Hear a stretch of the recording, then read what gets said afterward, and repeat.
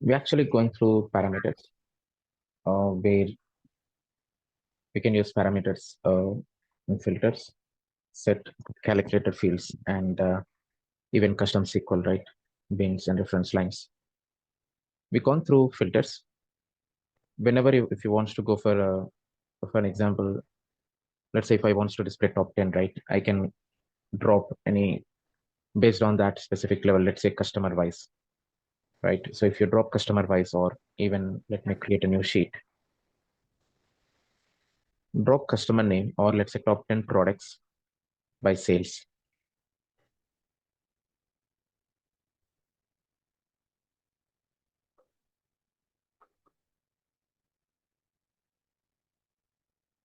So now you can drop product name into filters. You can go back to condition, right? By field. Oh, sorry, top by field. And you can say top 10 by sum of sales by default, right? This will give you top 10 sales. But if you want to go for top 10, top 15, top 20, based on the user selection, you can prefer parameters, right? This is not a direct option where a user can select or unselect, something like that. I mean, passing a value. So instead of doing that, going for a static functionality, so we already have a parameter, market parameter, and the value parameter. So value parameter we created for top 10 customers or top 15 customers, right? So similarly, I'm going for the same value parameter. Let's edit and check the where exactly it is.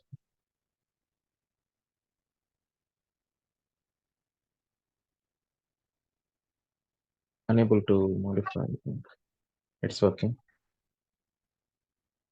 Okay. To check if this is the case.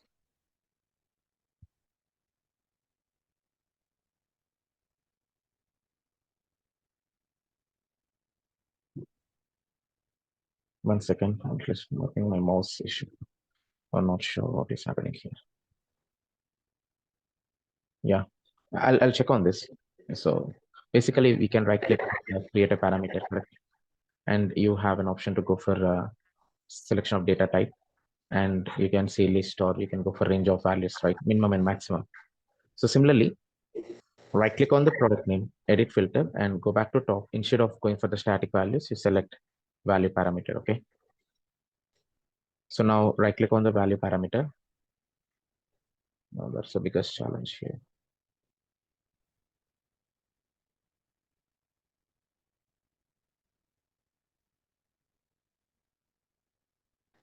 Yeah, I'm unable to do that. Sorry. So let me create a new parameter. Not sure what is happening. It might be my mouse issue, or let's see.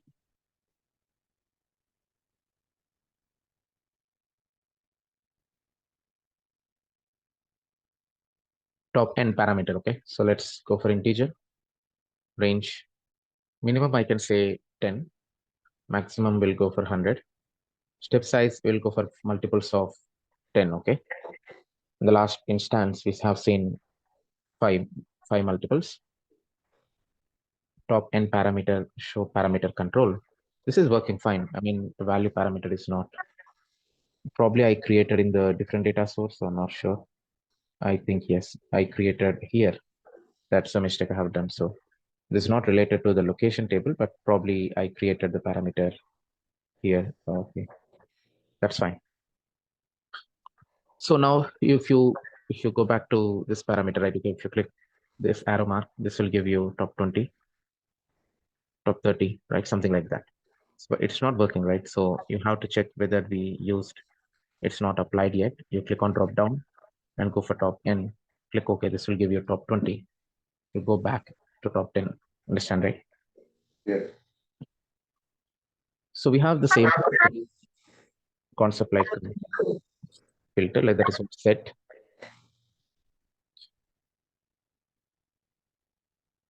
You can do the same thing, like you can say top n and bottom n, but you have to create a set right here. That's assignment. Just check on this tomorrow, or I mean in this week. Okay. Won't take. Back on that table. So we have customer wise sales, but our intention is to display top five or top five and bottom five or top 10, bottom 10 like that. Okay. We have to create a set to get that information. So what you can do is on top of customer name, you create a set. Okay. Go to top and type in 5. I know instead of 5, you can go for top n or value parameter. Okay. This is like a top, top n set. And you right click on customer name, create another set.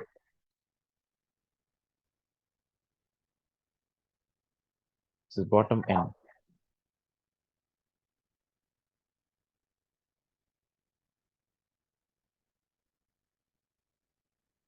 So we created both top and bottom set, right? I mean, here this is one and this is one. So you have to select both using control, right click and create a combined set, combination of top and bottom.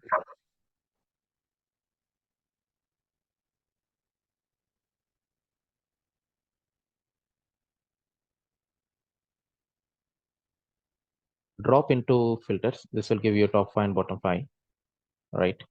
What happened here?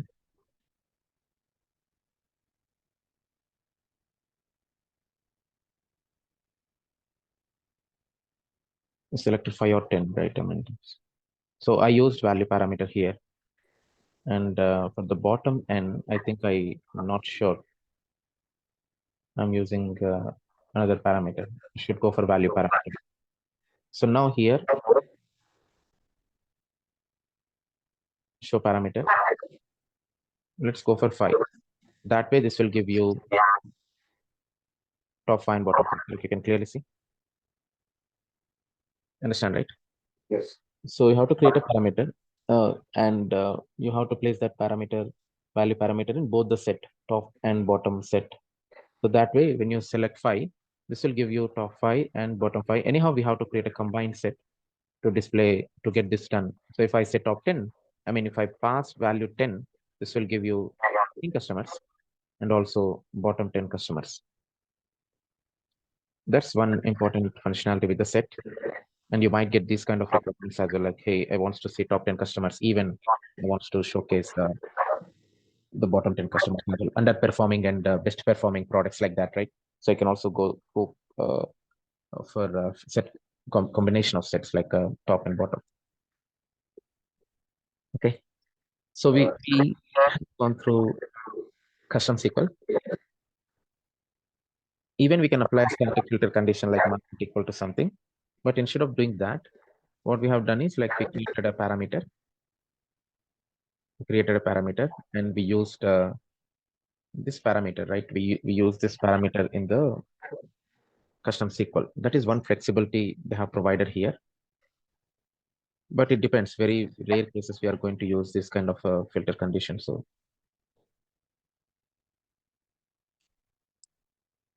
okay, instead of loading complete data into Tableau, we can also use parameters in custom SQL. We can pass a parameter value into customized SQL query.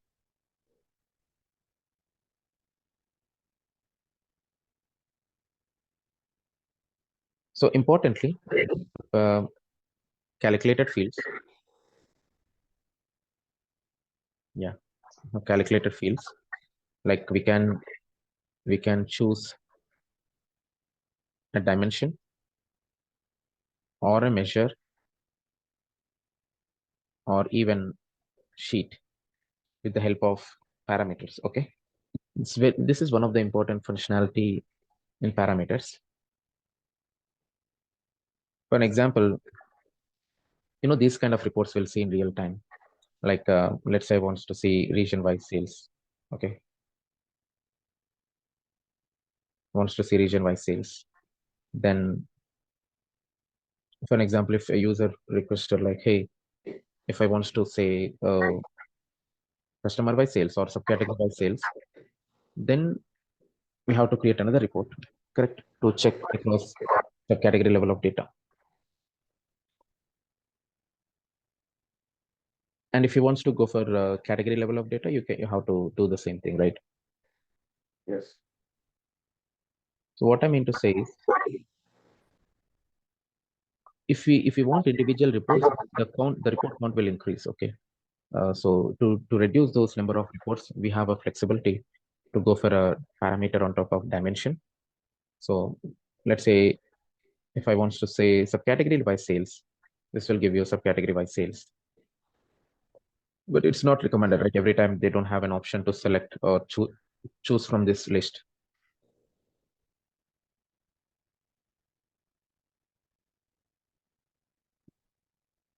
So we can create a parameter.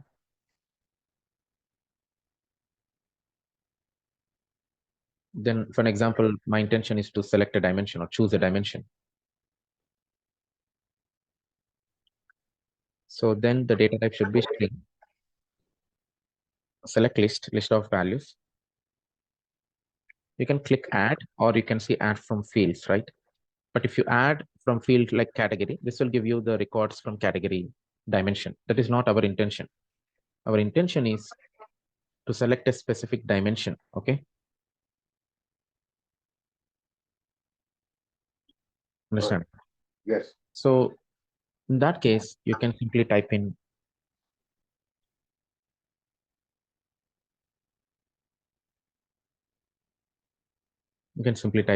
category. So category and region. So for example, I will go for 3 dimensions. Okay. So click OK. So this is our where you can choose any of the dimension from this list, categories, subcategory, or region. Now, whenever I'm going to select category, I have to replace category here in place of subcategory.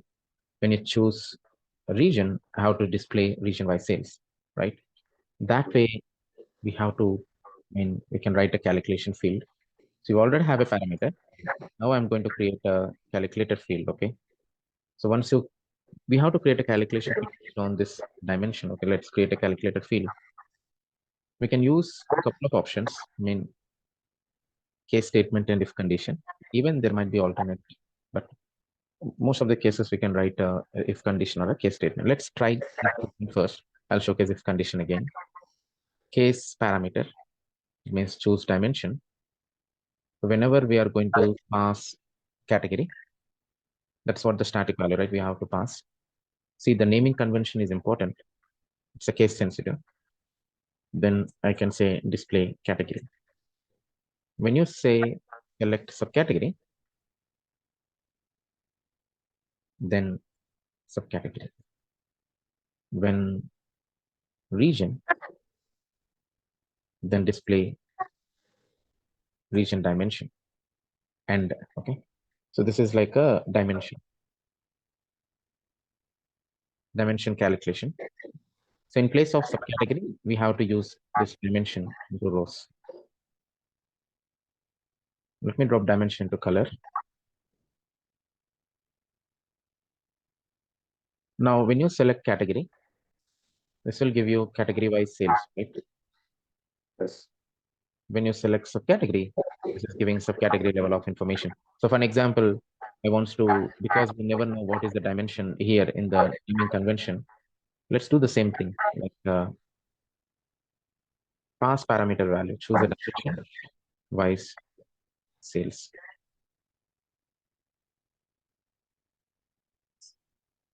Perfect, you can see subcategory wise sales. Let me hide this.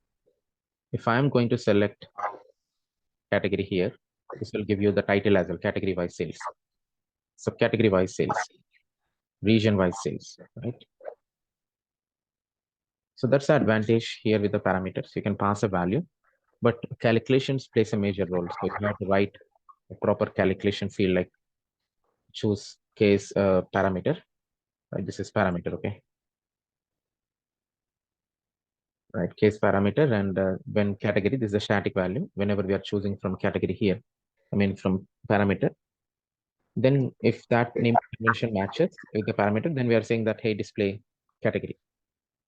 Even if you say like, hey, if category, then I want to say display subcategory, that is also fine. If I select category, it will display subcategory sales. Understand, right? So I change to subcategory here. I know it is not correct, but what I mean to say is while writing the calculation, you can prefer anything, but you have to check the proper naming conventions and based on the requirement, you have to modify accordingly. Okay.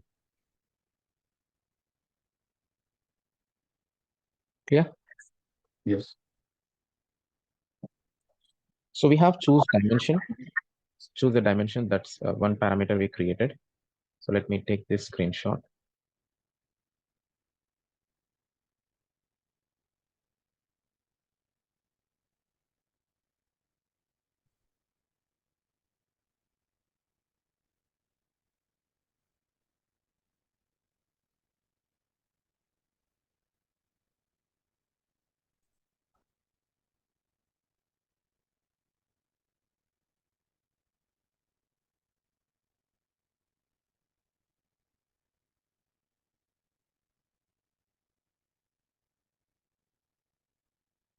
Okay.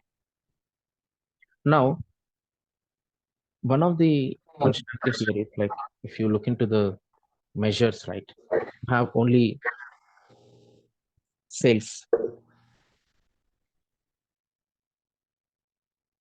Understand, right? You have only sales information, correct? So we are displaying category wise sales, subcategory wise sales, and even we are showing up region wise sales. Understand, right? Yes.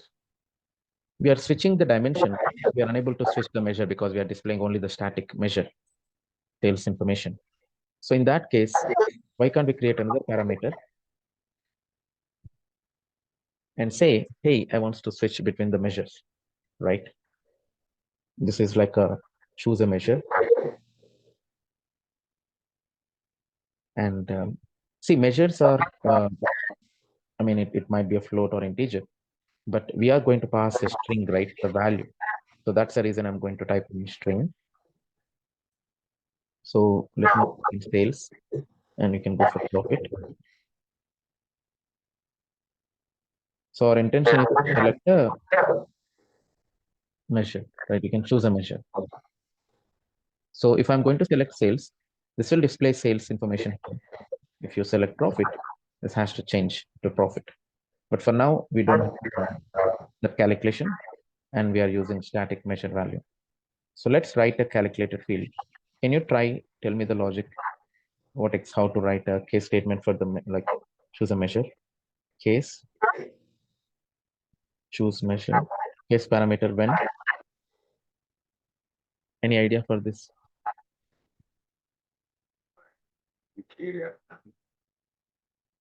In sales, then sales. When profit, then profit.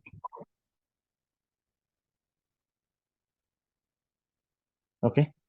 So this is like a measure. We are using two measures. Okay. We can include multiple measures. For now, I'm going for only a couple of measures. Just drag and drop this measure into columns. Now let me drop measures into labels. Let's see. If I select sales, you can see their values change. Better we can drop measure into color. That way we can differentiate I to field. That's the best option. We'll get a diverging color, right? Click on subcategory and clearly you can see the diverging color. So click on category. This is category wise sales, subcategory wise sales, region wise sales. Now you can go back to profit. See the profit here, the value changes, right? So the sales for stock is 391K, but the profit is 39K, right? It's changing. Now, if you go to subcategory level of data, we'll get subcategory wise profit. You can clearly see the negative values. If you click on sales, all positive. Click on profit, you can see few negative values. And even for category, you can choose profit. So that way we can differentiate. I mean, instead of going for the static reports, right? We can maintain or we can build some dynamic functionality for the users to select or use any dimension or a measure. Clear? Yes. The next one is like, even it's not important, but yes, let's understand the functionality of if condition. So there is an option to go for selection of aggregation and measure. So for an example, I'll use the same sheet, right click, create a parameter. The user wants to see, choose an aggregation, choose aggregate function, right? That's a long name, but let's see. So I can choose some average, minimum, and max.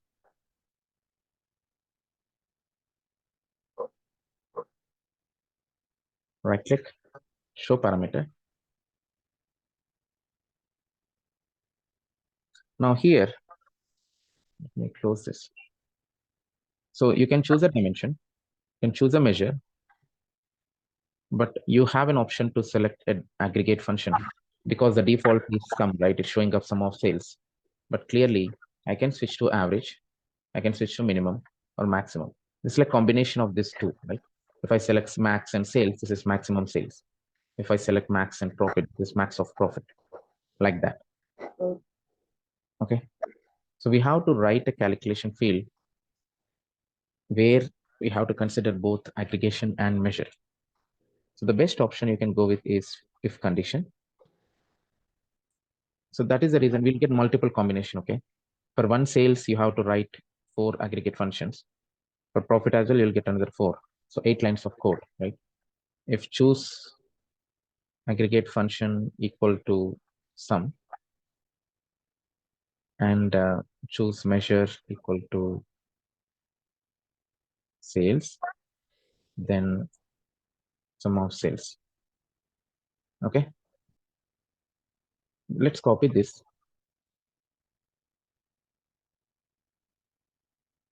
Go for else if, okay, and paste the same load.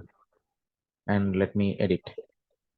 So here, if first one is sum sales, then sum of sales, right? And second one is I can go for average, then sales is average of sales. Copy the entire code.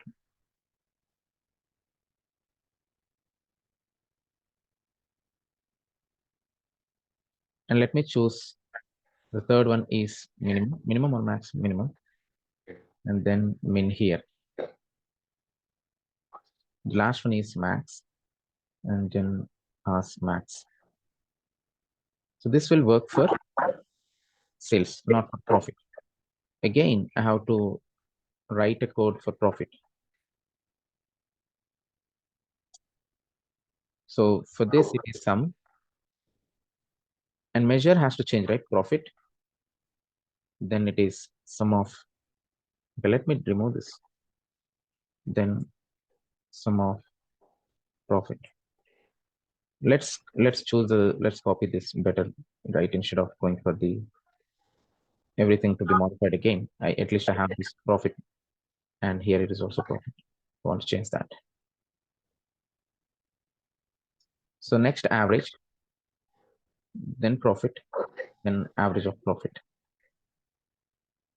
So min, here it is min, max. Okay. So I can say this aggregation and measure. Now, instead of using sum of measure, right, let me remove from here. So I can say aggregation and measure. Or let's go back. Let me duplicate this sheet, right? Better have a backup of this.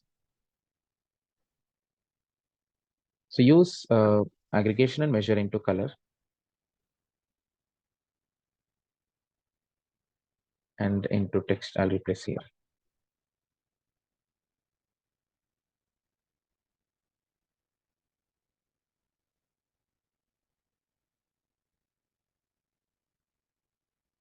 So now,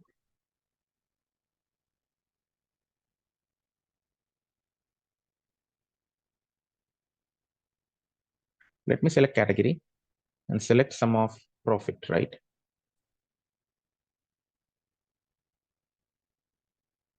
And when you select subcategory, and I can say average of sales or even average of profit.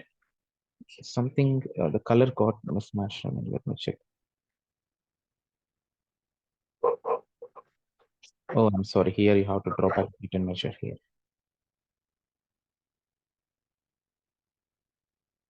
Yeah, this is perfect. I forgot to add here as well. Okay. So now this is completely different sheet where you can select any dimension, average of sales, minimum of sales, max of sales, or max of profit, min of profit, average sum. Perfect. So that way we can differentiate. Can choose an aggregate function. So it's not mandatory, but there's a flexibility. We can create a parameter and we can pass values based on the requirement. Clear? Yes. Importantly, we have an option to go for select a sheet. That will take time. So, and I'll go for multiple options. So that will say to like selection or sheet selection. And I'll showcase the containers, how to work with containers with sheet selection. Okay. And then we'll go for like bins and reference lines. But this is important, the selection of sheet. Yeah, that we'll discuss tomorrow.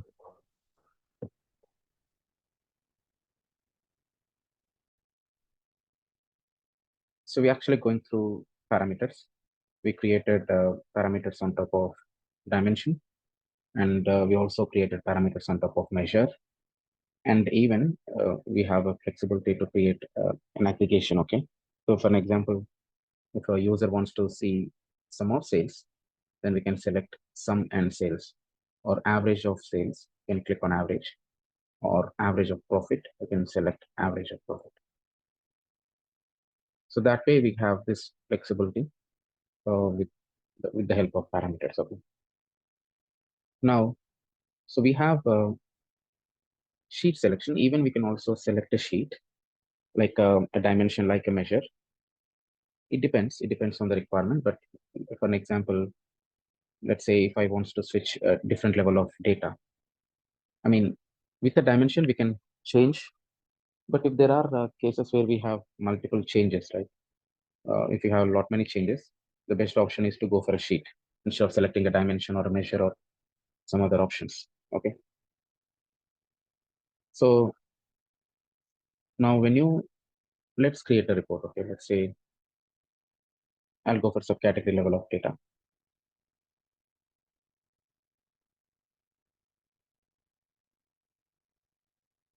So now I have subcategory wise sales,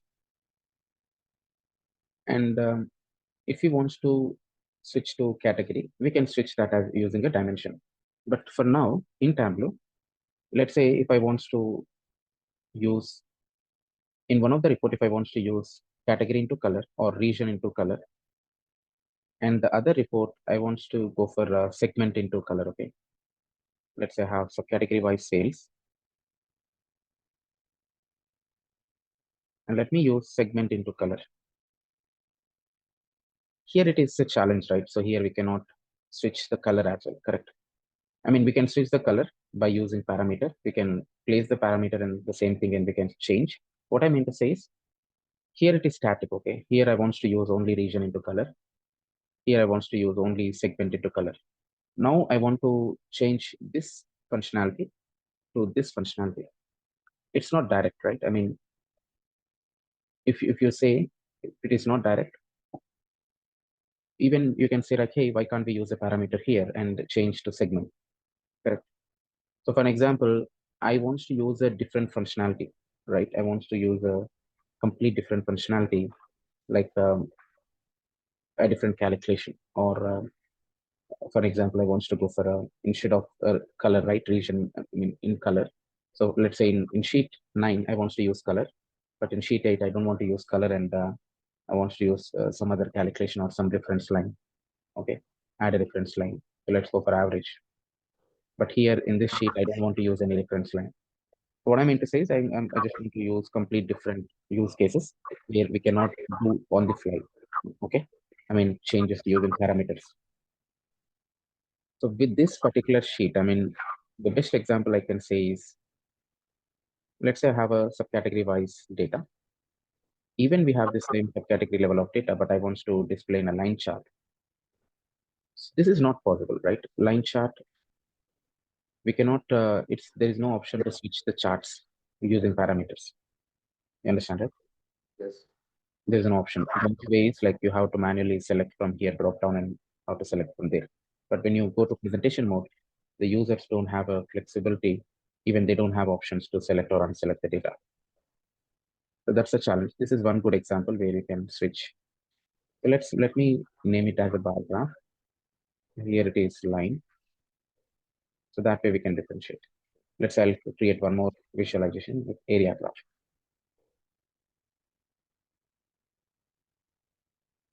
Okay.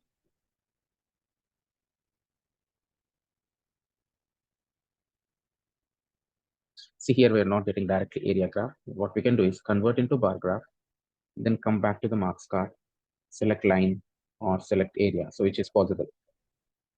Okay. So now I have three different sheets. I mean, three same data, but three different visualizations. So how can we do the selection is, so now we have to use a parameter. Okay. So let's create a dummy parameter. So click on drop down, create a parameter. I'm just using sheet names, okay, bar, line, area, or you can type in your own naming convention and how to associate with that specific sheets. So better I'll use the proper naming convention like a bar, line, area. Perfect. Yes. Let's use the select sheet parameter. I can say select sheet, but let's use the naming convention parameter. Now right click and show parameter control. So if I am going to select bar, we have to get the results for bar. But when I select line, it has to display nothing. I mean, blank. When I select area, it has to display blank because only our intention is to display data when you select bar. Similarly for line, you have the same parameter. If you select bar, it has to display blank. But when you click on line, it has to display the data. So same thing for area graph as well. So that way we have to create, I mean, we have to use this functionality in all these three sheets. So let me use the same thing. So first important point is I can use parameter into filters, but it's not direct, right? It's not allowing me to place parameter into filter. So we cannot use parameters directly in filter, but there is an alternate solution where you can create a calculator field. Right click, create a calculator field. Nothing to write any condition or case statement, okay? So sheet filter.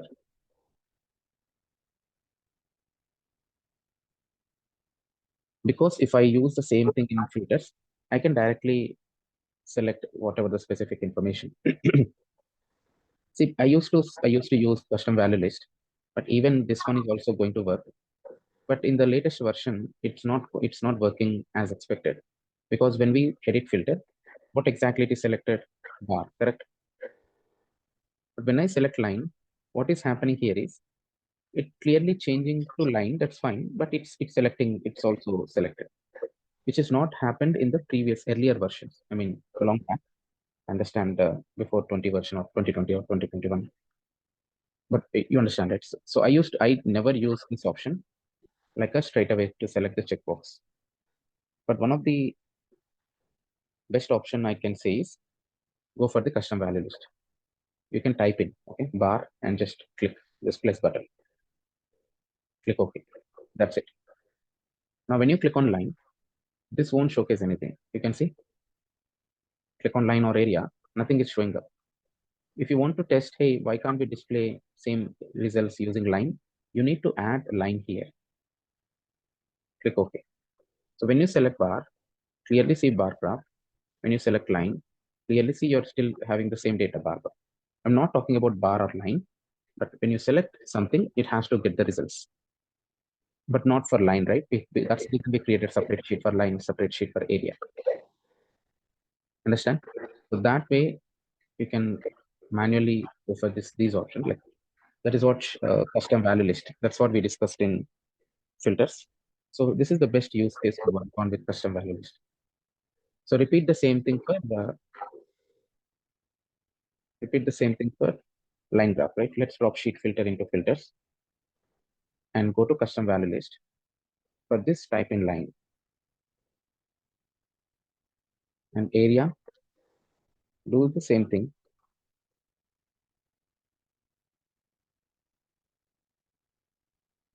It's getting tough.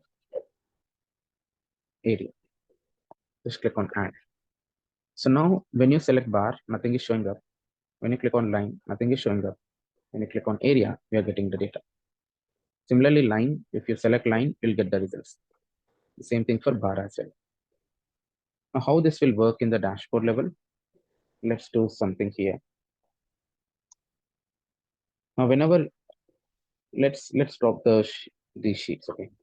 Now, when you drop bar graph, when you drop line, when you drop area,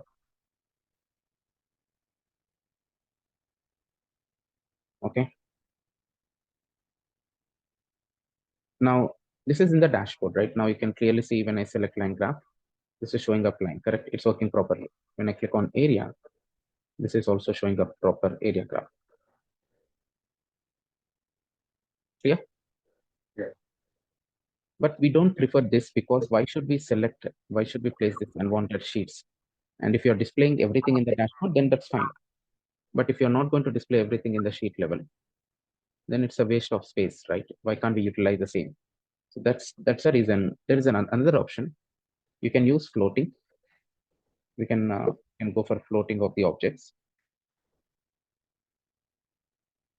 Here it is floating. Sorry, I'm just checking of the sheets. So you can drop bar graph here. Let's say it's a bar graph, and you have to utilize these dimensions. Okay, let's say x position y. Let's say I'll go for 100.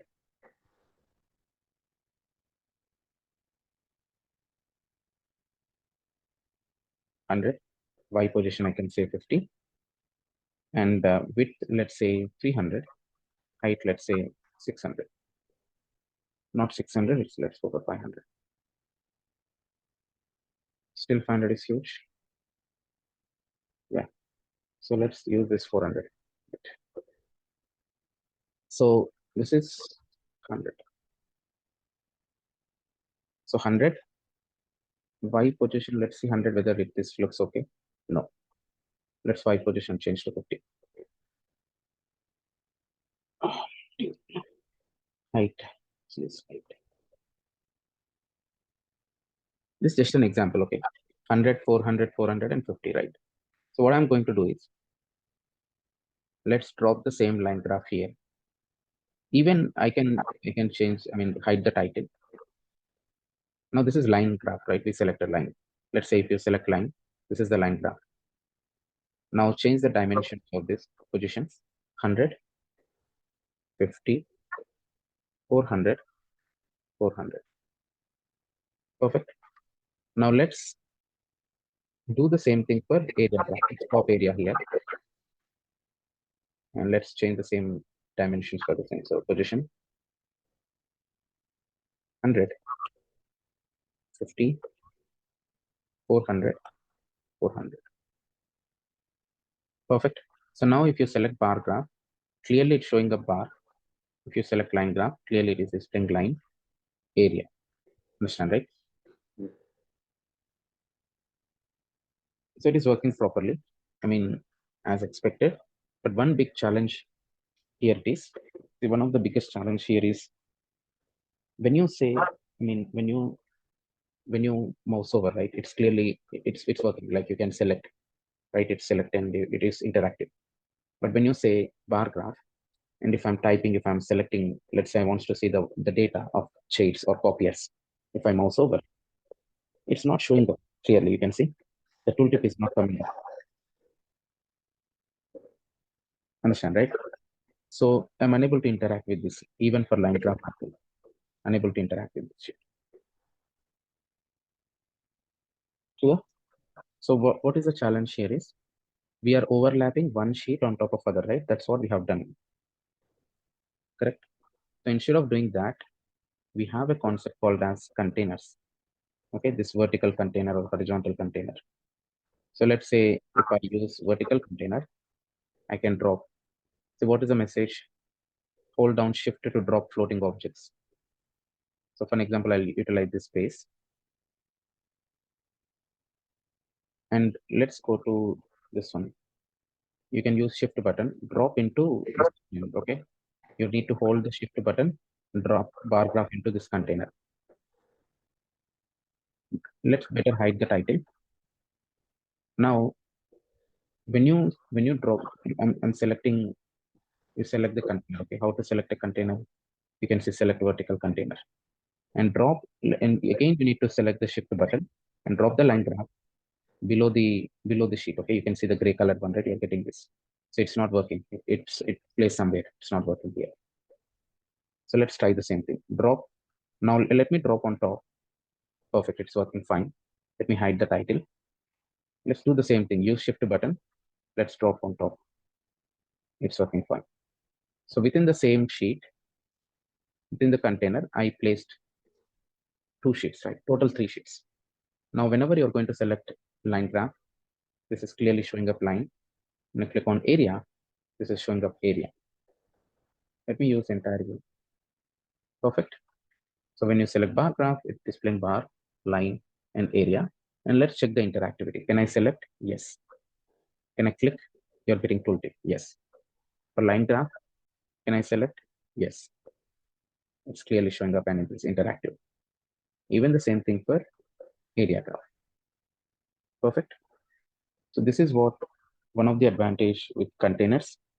So you can use container, vertical or horizontal container, anything is fine. Okay. So we can make use of vertical containers or horizontal containers, but you have to be use shift button to place any of the sheets here. Okay. Clear?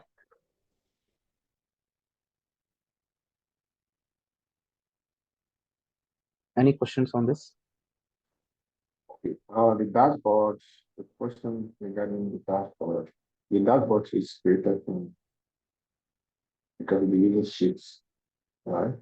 Yeah, we can only use sheets. I mean, we have to create sheets for the dashboard. The input for dashboard is we have to create sheets and we can place in the dashboard. The dashboard icon, where you can, Sorry, the dashboard icon, where you can, your voice is not clear. Dashboard actions, you mean to say? yeah. To go to dashboard, you can clearly see actions. Okay. These options where we discussed now. But we are now working on parameters where we can go for parameters using filters. I mean, using filter set or calculated fields or even custom SQL. We can also use parameters in bins. What exactly bin? Let's discuss first.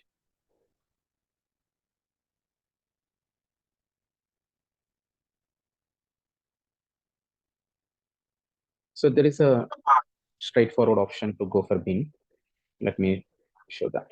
So for an example, if I select any of the measure in the show me, you can see when I click on any measure, clearly you can see this bin is selected. Yes, we have bar graph, but this histogram is also selected. So when you mouse over, clearly you can see the message in the bottom where for histogram view, try one measure, creates a bin field, correct? It gives the message that, hey, it's going to create a bin field automatically when you click on this. So whenever you're going to click on that chart, the profit bin is created. Even we can search here for exactly the profit bin here. Okay, like a histogram. So what exactly bin? Okay, what exactly the bin? What is the advantage of bin? Let's see. So for an example, I'll go for sales bin. You just right click. How to create a bin? You just right click on a measure, create a bin. Okay. For an example, if you right click on region, create, you don't have an option to create a bin, right? But let's right click on a measure, create bin field. So I will say that uh, go with a different size. For an example, I'll go for 1000 separation size of a bin. So just click OK. And when you double click on sales bin and sales, this is just an example.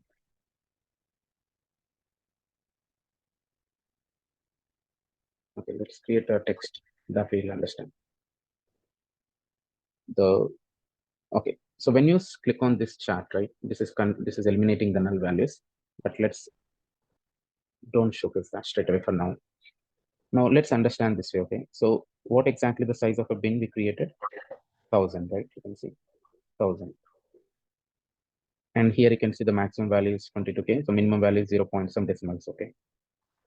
So what exactly happening here is, in between the range of whatever the sales value, the range between 0 to 1,000. 0K is like 0 to 1,000. This is the total sale. Let's create a bar graph. Let me showcase something here.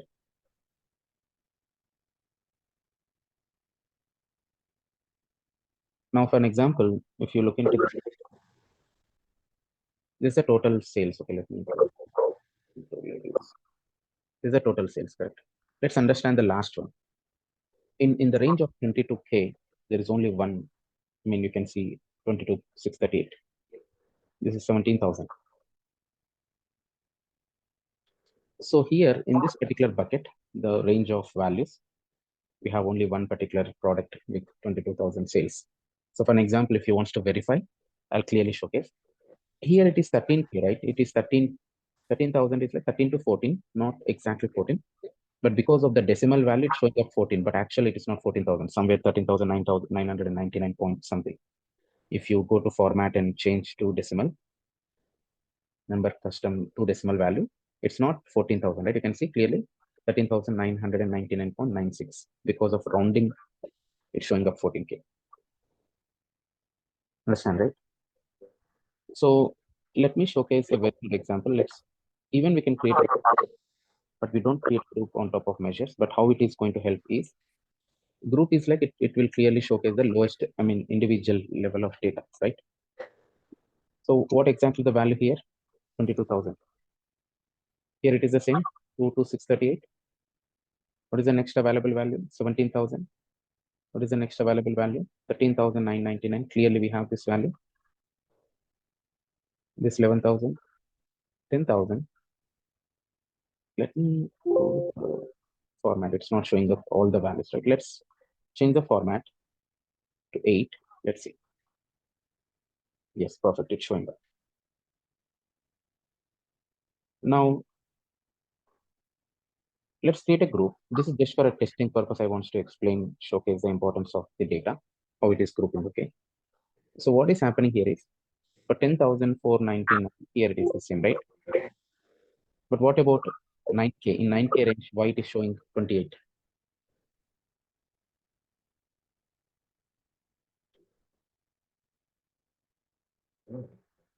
It's showing 28. Now, if you look into this 9K, so you have these Multiply. three values. Yeah, 9 into 3, 9 3 are 27, and the additional value will sum up here 28. Yeah. The same way, we have 8,000 range. In the 8,000 bucket, you can see 4 values. That is the reason it's showing up 33K. Like 8 fours are 32, and the remaining, you can see around another 1,000. Yeah. Plus the 40. That's the reason why I want to showcase this groups. If you look into this 7,000 range, only one value. This will give you proper information. I can say 7,999.98. Only one. In the 7,000 bucket, we don't have anything. Only one record. This doesn't have too bad. Yeah. In 6,000 bucket, we have a couple of.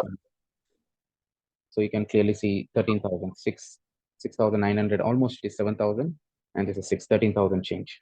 So that way, it is grouping actually. So we can create a bin and hey, in this particular range, group everything, something like this. This is like a bucket, or let's say salary range. What exactly the salary between 52,000, 100K, or 100 to 200K, like that. Okay. So I can create a parameter for this instead of going for the static bin. So we can create a parameter to change the bin size. Okay. For an example is the bin parameter.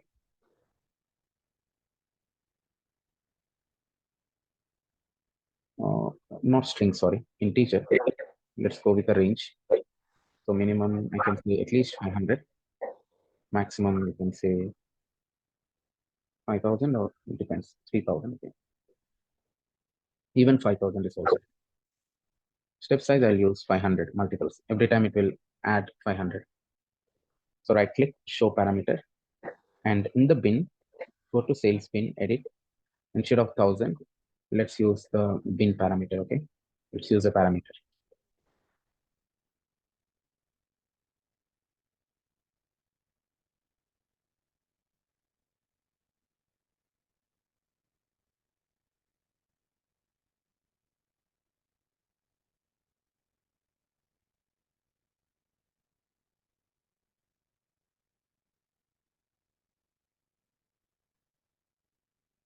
So let's click OK. Now clearly you can see it's 500. It's huge, multiple numbers. Let's use 1,000 first. So you can see the 1,000 separation. When I click on this, it will add up 500 extra, right? So it's 0, but it's showing 2,000, 3,000, 4,000, 6,000. Let's do format.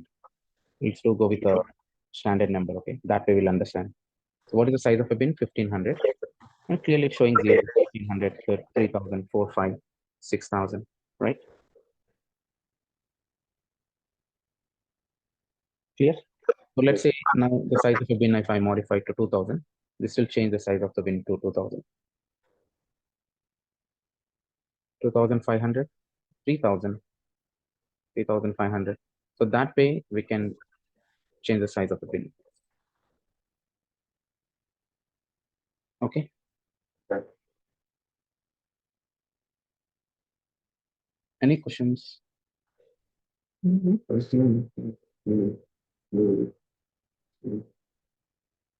So today take time and I'll upload those videos and I'll share the recordings. Okay. But one of the interesting concept there is like a reference line. We'll discuss this tomorrow. Okay. Reference line, one of the interesting topic with the parameters, even with parameters and reference line. So what exactly the advantage is? I'll tell you the use case tomorrow. But for an example, if I have a subcategory wise profit and or even sales. Okay, let's do this. So let's do sales. We have some negative values, right? That way, let me showcase a better results. So this is the actual sales. Now let's say there might be a benchmark, right? So let's say my benchmark is 100K. Okay, so whatever the sales value greater than 100K should display in some color, and that's what we have done. But if you right click on here, so let's say for an example, if you switch, but if you wants to apply reference line, you should have access. So I removed, I mean show header, right? I removed this, or you can go to analytics and you can drop average line. So you can simply drag and drop an average line, or now I want to go for a constant line somewhere around 1,000K. Okay. So this is the benchmark. Okay. So whenever a particular bar reaches this target, this is the line, this is the target, then I want to showcase in one color, else other color. So we can write that, but at least we can see the line separation, right? So this is our target, something like that. Understand, right? So let's say if I wants to drop, if I wants to know average value, so this is the average. So this is straightforward. But tomorrow I'll tell you what exactly the advantage of reference line by making use of one real-time scenario. Okay, I'll try to write the calculation to differentiate the color condition, and then after that we'll switch to annotations, or we have discrete and continuous, and we have annotations.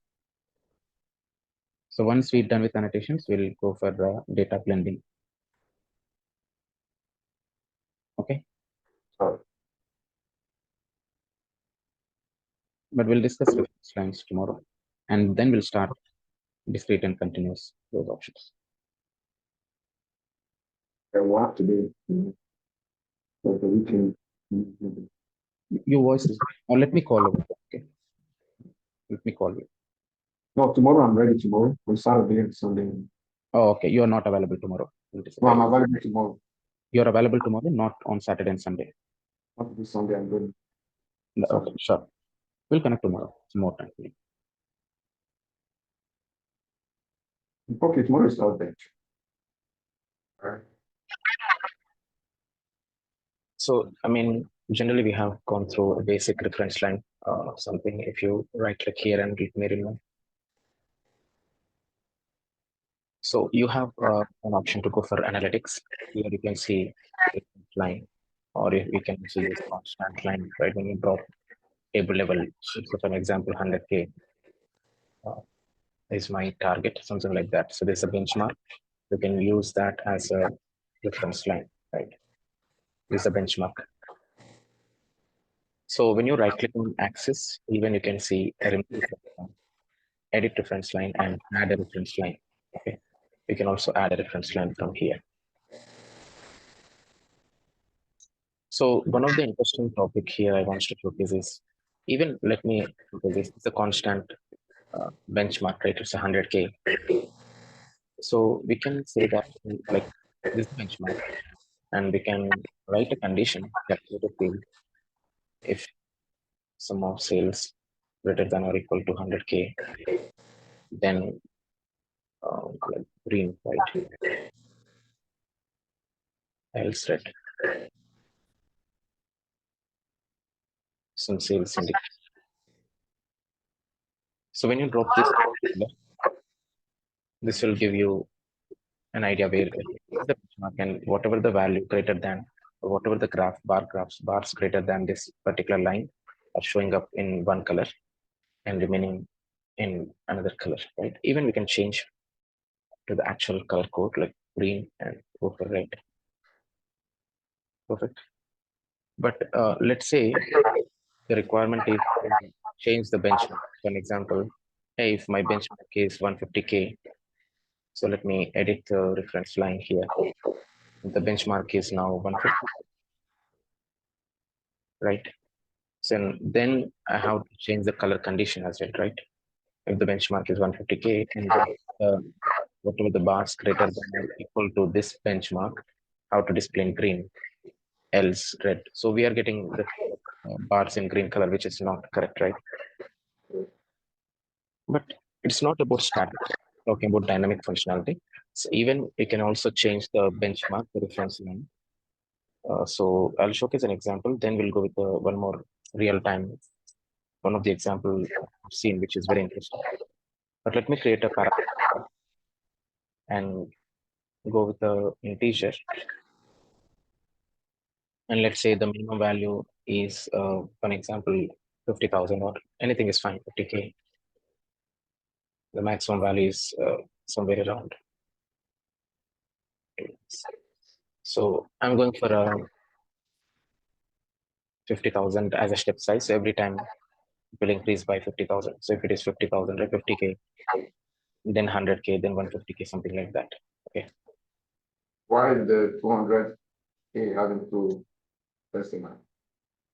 2.20 supposed to be 2 It's not, it's a comma, is the comma separated the format.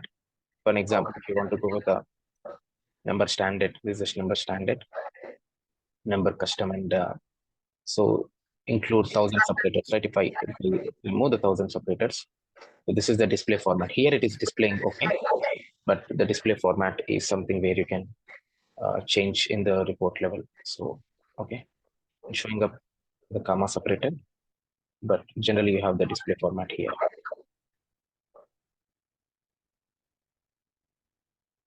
So this is like a value. We can pass a value parameter, but this is something like value in between 50K to 200K range.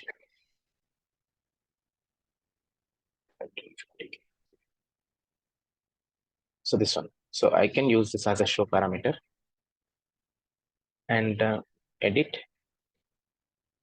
in place of the constant value, right? I wants to use the parameter. Okay. So for an example, I'll use total. And when you use total or some any aggregation, now you are able to get the drop down list and you can use the parameter. Okay. I'm going to select the parameter here. Let me select some dash line.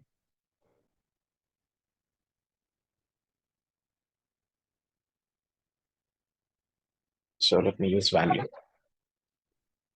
Perfect. So now if you look into this parameter, so what is the benchmark here we are showing is 50K, right? So when you click on this arrow mark, this is showing up 100K, then 150K, 200K, right? So that's a final one. That's a range we provided. Okay. So the maximum benchmark is 200K. Even we can increase. I just limited this. Okay. But yes, you can increase the range of values. But my intention is whenever you're going to change the benchmark, it has to change the color code as well, right? Understand, right? So whatever the value greater than this red color benchmark, it has to showcase in green. So we have to edit the same calculation. Sales indicate.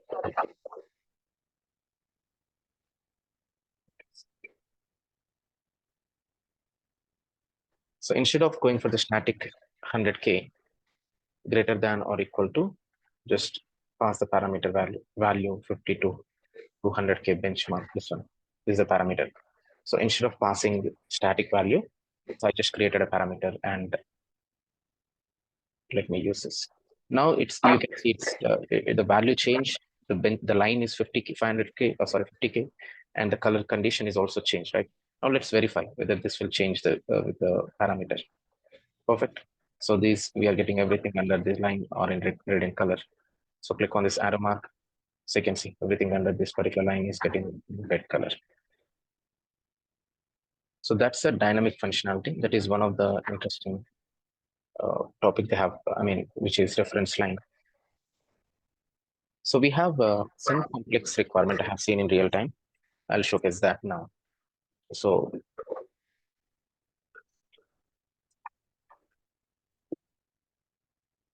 the same functionality, we have to write a calculation to display the differentiating the color.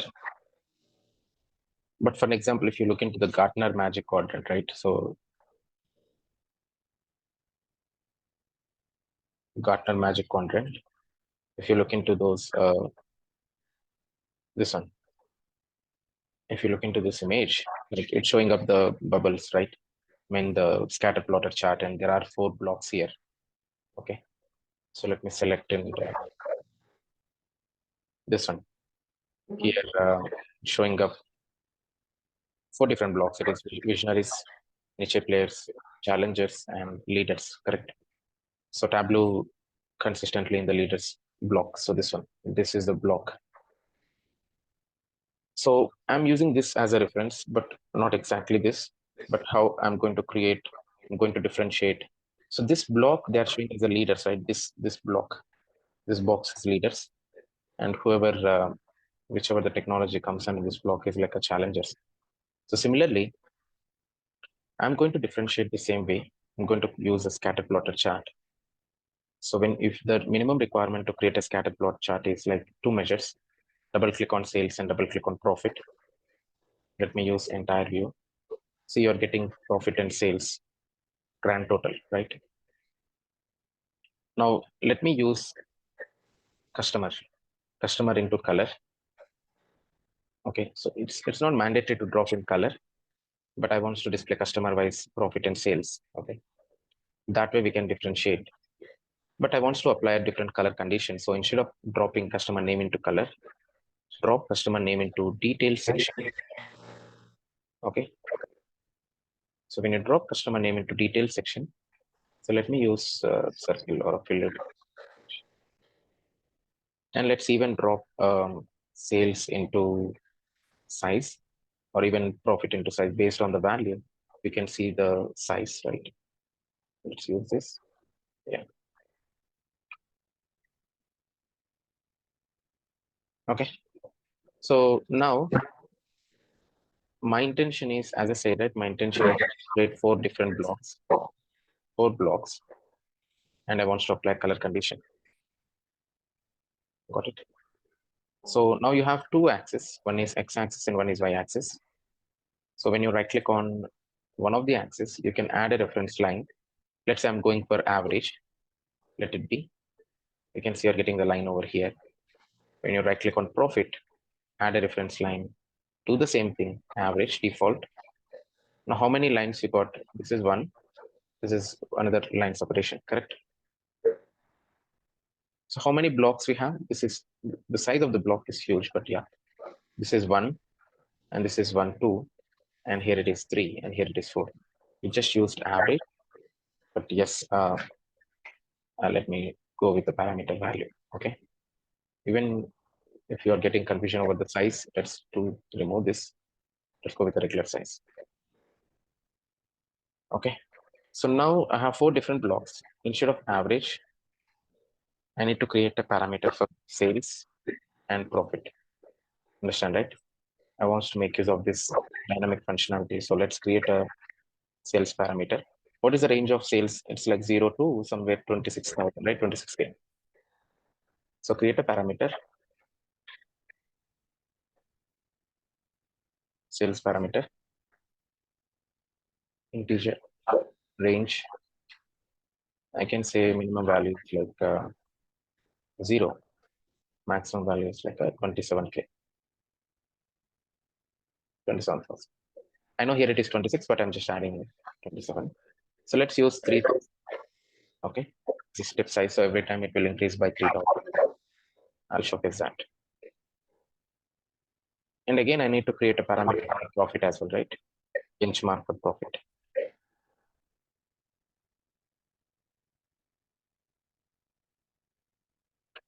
Profit parameter.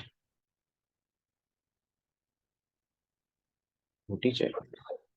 So what is the range for profit? We have negative values. Somewhere 8,000 to some 10,000, I think. Yeah.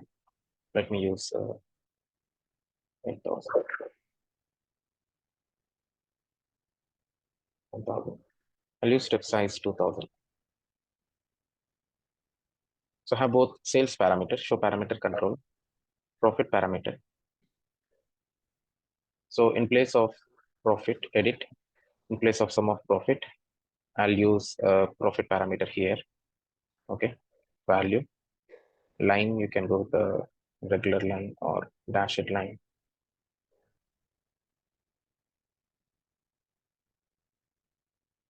And same way, you can right click edit, do the same thing for sales. Place sales parameter.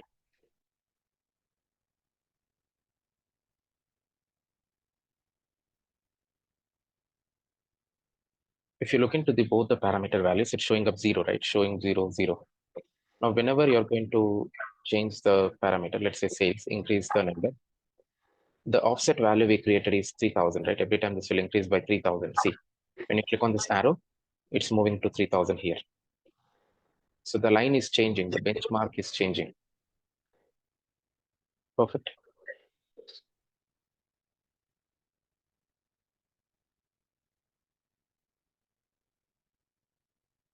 So profit also same. If you want to go for negative value, it goes down.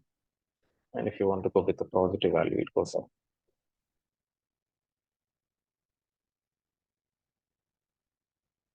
But I needed differentiation with color, right? So that's what I mean. So for an example, as I said, like a Gartner Magic Quadrant, the image. So this is like a similar way. So these are 4 different blocks, and I can say even I can say this is like greater than profit greater than 4,000. Here, this block, profit greater than 4,000 and sales greater than 9,000. Correct. This one, profit is 6,976, sales 15,117. The actual target value is like 9,000 sales, but it's actually we got 15K change. The benchmark is 4,000 for profit, but here the value is 6,976. Understand, right? So that way we need to differentiate the color. How we can differentiate? We need to write a logic, correct? We need to write a calculator field. Let me write if we need to consider both sales and profit parameter. Okay, if sum of sales greater than or equal to sales parameter and sum of profit greater than or equal to profit parameter, then only it will be, we can say, leaders, right?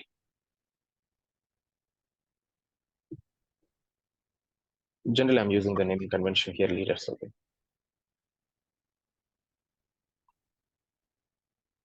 Else if I'm going to use the same thing.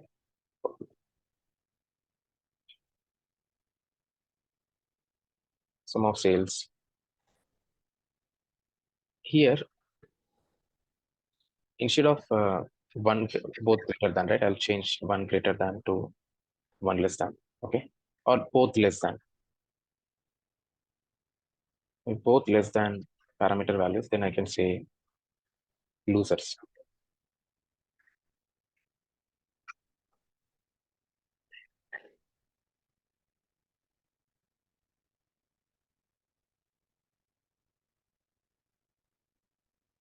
So I'm just giving the different name convention. So one is greater than or equal to, one is less than, I can say something like opportunity one, and one is less than, and one is greater than. All the combinations. This is opportunity.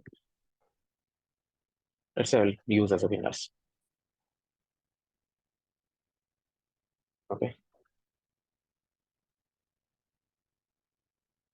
Let's try drop reference line color condition here. We should get 4 different colors. So now we can change. Let's say winner should be green, loser should be red, opportunity one some blue color, and opportunity two some yellow color. Okay. Perfect. Now whenever you're going to change the parameter value, see,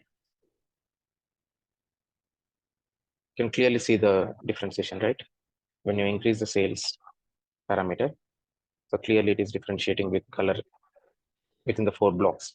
So hey, this is what winners. So let me increase the profit at least minimum 4,000, and sales is minimum 12,000. This is the benchmark, and I want to know who are all the customers who reached this benchmark. I can figure it out, right? So that way, this is one of the interesting functionality in Tableau, the reference line and even the parameter, right? Dynamically, we can create a parameter and we can change the reference line. Perfect.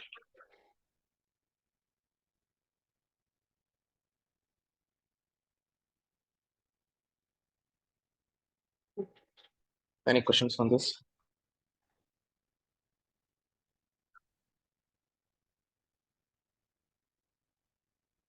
No question. Yeah. So this is what we can use reference lines, parameters in reference lines. And we also seen the other options bins. So what I'll showcase is like we have annotations. Okay. Did I go through annotations? No. We have annotations and discrete and continuous. Yes.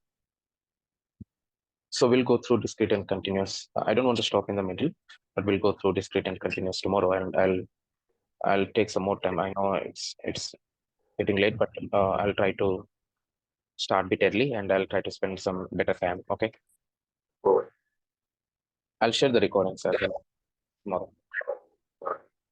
Yeah. So when my Tableau trials fire, what do I do? Oh, okay. So I need to get the license for that. So I'll try my best tomorrow. Okay. Yeah. I have to apply for the student license. So I'll try to get that. Okay. Yeah. Thank you. So let me start annotations and discrete and continuous. So first we'll go through what exactly happened here.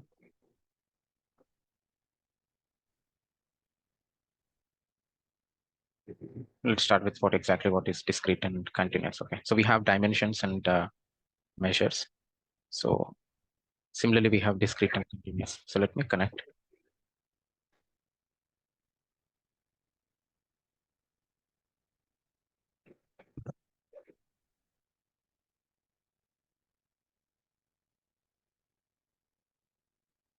So, this is one of the important question generally when you select any of the dimensions, right? You can see clearly in blue color, the background. And when you select measures in green color, correct? So we have dimensions and measures, dimensions and measures. But as you know, this is in the color as well. Like you, as you know, dimension shows in blue, measure shows in green color. Okay. But similarly, we have a concept called as discrete and continuous. How this will help, I'm going to showcase that. Okay. So for an example, if you click on the show me, or let me go with a visualization. Okay. So let's use date column, order date and sales. So we have a couple of line graphs right here below the message. So when I select the first one, I mean, when I mouse over on the first line graph, it is showing for lines continuous, correct? One date column, but it is in the bracket, it's showing continuous, right? So when you mouse over on the second line graph, it is clearly showing discrete. Okay. So when you select, you can see I am using year of order date. I mean, that's a default when you drop any date column. But let's understand this. When you select the first line graph, which is a continuous line graph, and let me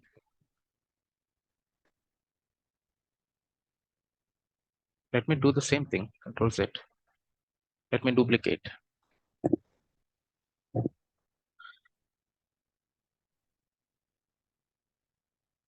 When you select discrete line graph, so you can clearly see the differentiation. Okay.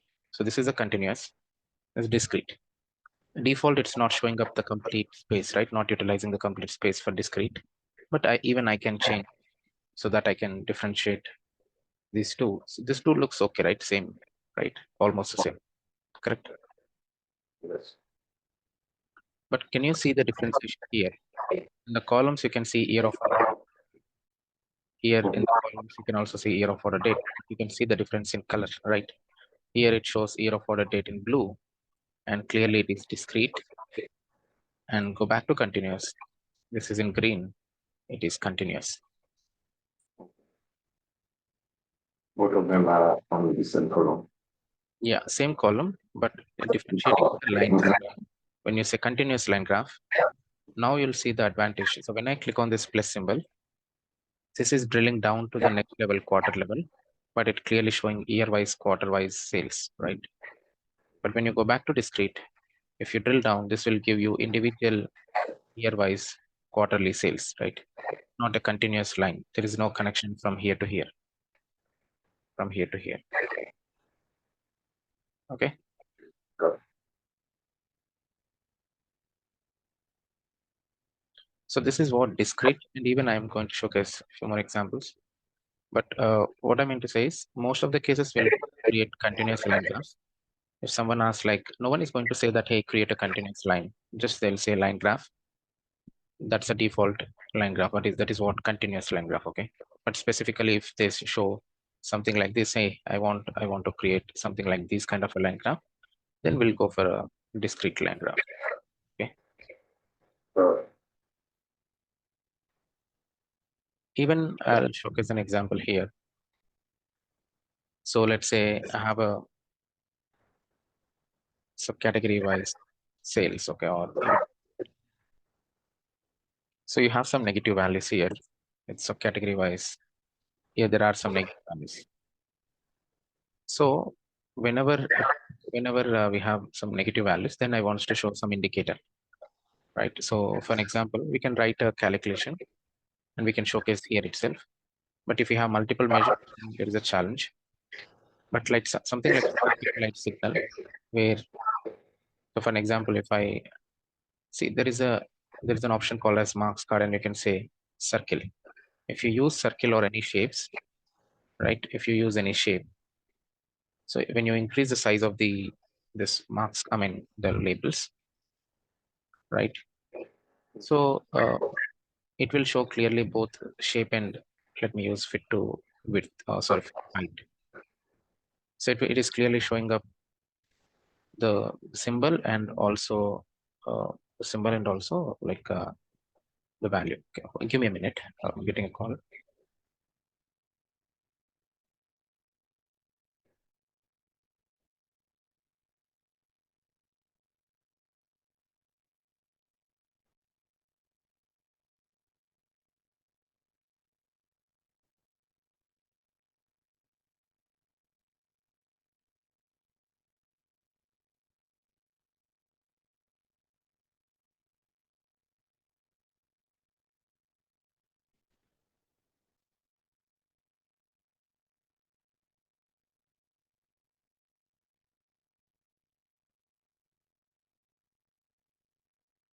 Yeah, sorry. So now instead of placing this profit, right, what I want to showcase you is I'll showcase both the options. I want to showcase values and I want to display these indicators separately. Okay. So yes, as I said, we can showcase both value and indicator. For an example, you have this one. When you open Wikipedia, right, you can clearly see uh, any Wikipedia. Okay, Wikipedia USA or Wikipedia some Walmart. Okay. So when you open this Wikipedia, you can clearly see there is an indicator before the value, right? So revenue, and they're showing up, hey, this is going down. Net income, this is going down. Total assets, it's in negative, I mean, going down, right? When you compare with the previous. Understand, right? Yeah. So similarly, I want to showcase the same kind of a functionality where let me write a calculation. If sum of profit greater than or equal to 0, then let's say high, else low. Some profit indicator. So if you use profit indicator into shape and profit indicator into color, let's say first of all, I'll change the color to high in the sense it's green. Low, I can apply. Now change the color. Sorry. Let's say I want to go for a filler color. Like high is like up arrow, upper triangle. This is lower triangle. So that's what we have seen here, right? These indicators. Even you can go for arrows. So you can see arrows. For high, we'll see we are applying color condition. Don't no need to specifically mention red color or green. We can say high. We can say low. And now instead of showing the value within the marks card labels, for an example like this, or even I didn't place profit into labels, right? So instead of using that, what I want to showcase is we can also use, let's drop profit here. Okay, let's understand. Drop profit into rows, click on drop down. You can see there is an option called as dimension attribute, but you can clearly see discrete, right? Convert into discrete and do the format, number format, number standard, custom, remove the decimal. It is almost similar to dimension, right? You can clearly see. Even we are showing up something similar to dimension in blue color. That's what we are seeing. We have seen, right? Dimension shows in blue, but when you convert and measure into discrete, it behaves similar to dimension, but it will perform aggregation. Okay, it's not like a static value, like I mean the dimension values, right? This will perform aggregation. See, you're getting the subcategory level of profit and clearly see the indicators changing, right? So if you want to separately showcase the profit value, this is one example where we can convert into discrete. This is a good option. Or this is also an option where you can clearly see. Uh, Interestingly, if I place any region into columns here, if I say region into columns, region level indicators, see, it's not showing up properly. Let's say for an example, standard view. So this is a challenge. We have to understand it. So it is a bit tough to go with the separate indicators. But if I use this, right, this will help actually if I have column level data as well, you can see. So initially there are only 3 negative values, right, without region. But if I place region into columns, this is what we have one of the project. Go to presentation mode. Now, whenever you're going to click on this low, it is clearly highlighting only those red indicators, correct? So these are all Yes. subcategory values with the region level, and it clearly showing those negative indicators. So that way we can use, remember, this is the option. I mean, let me showcase again. So yes, we can convert discrete or continuous. But what I'm saying is you have the space, right? You have to increase the space a bit and go to marks card, shapes. Okay, now you'll see a shape and also a value, both. Fit to height, And in click on shape, then you can assign a specific shapes. For an example, if you want to go for a calculation, we are using sales. Let me draw profit. There are some negative values. So drop profit indicator into color. This will give you the negative values, green and red. But I want to change the symbol, right? So for an example here, for green, it's showing upper delta. For red, it shows down arrow or something like that. Correct. So now you can drop the same profit indicator into shape and you can assign a different shapes. Okay. So that way we can differentiate. Okay. We can use any of the shapes. So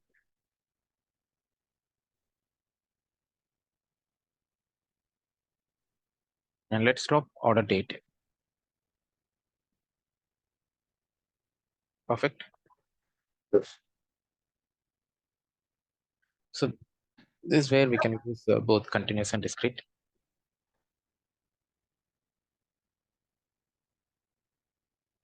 And we do have annotate. Okay. We have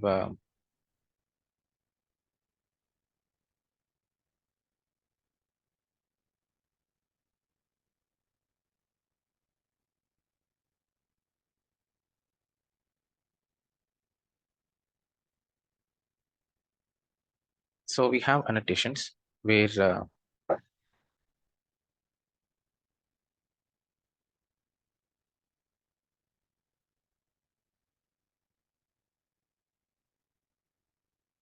let me take one of the screenshot here.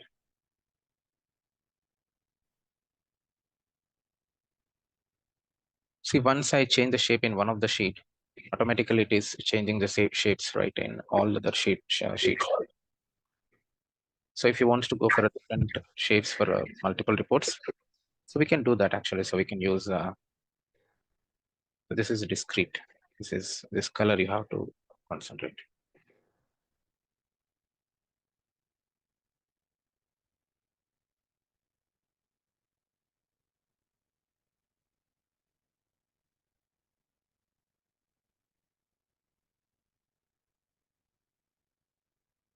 We have annotations.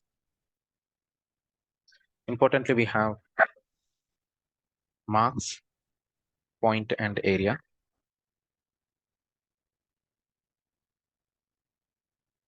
So annotations are, I mean, it helps actually. So for an example, oh, even I can use that. For an example, even let's go back to this parameters, right? I am going to open this.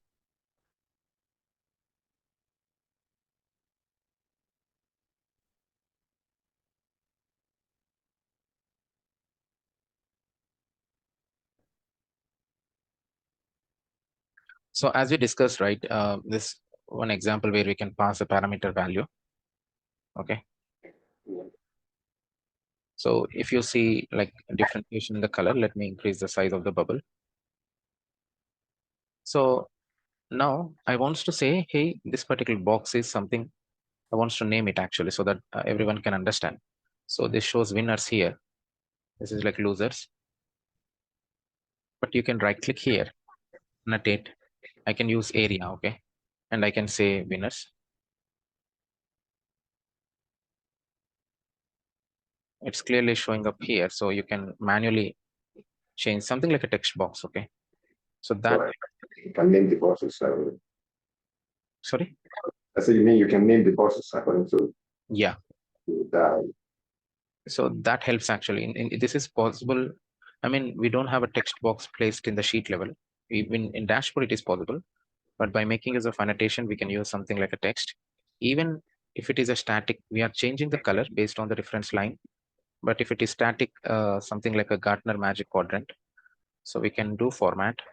I'm just showing up here. An example, green color, the box, complete box in green, and with shading shaded, okay? So this will help actually. So everyone can understand, hey, whoever the customers comes under this particular box, they are winners. And clearly you can see the background color is also changed, something like a green shade, correct? That way we can differentiate, but this is just an example where we can use annotations, annotate area. Let's say we have losers. And this one I'll drag here. And let me go back. This is losers. And I can even change the background color.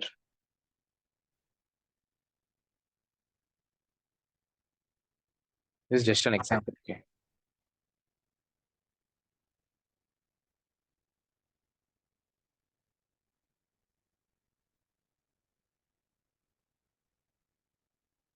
Perfect. So that way we can differentiate, we can highlight actually, okay.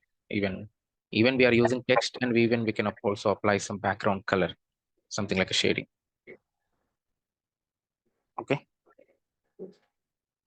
So annotations we have, this is area actually. So this option is area, annotate area.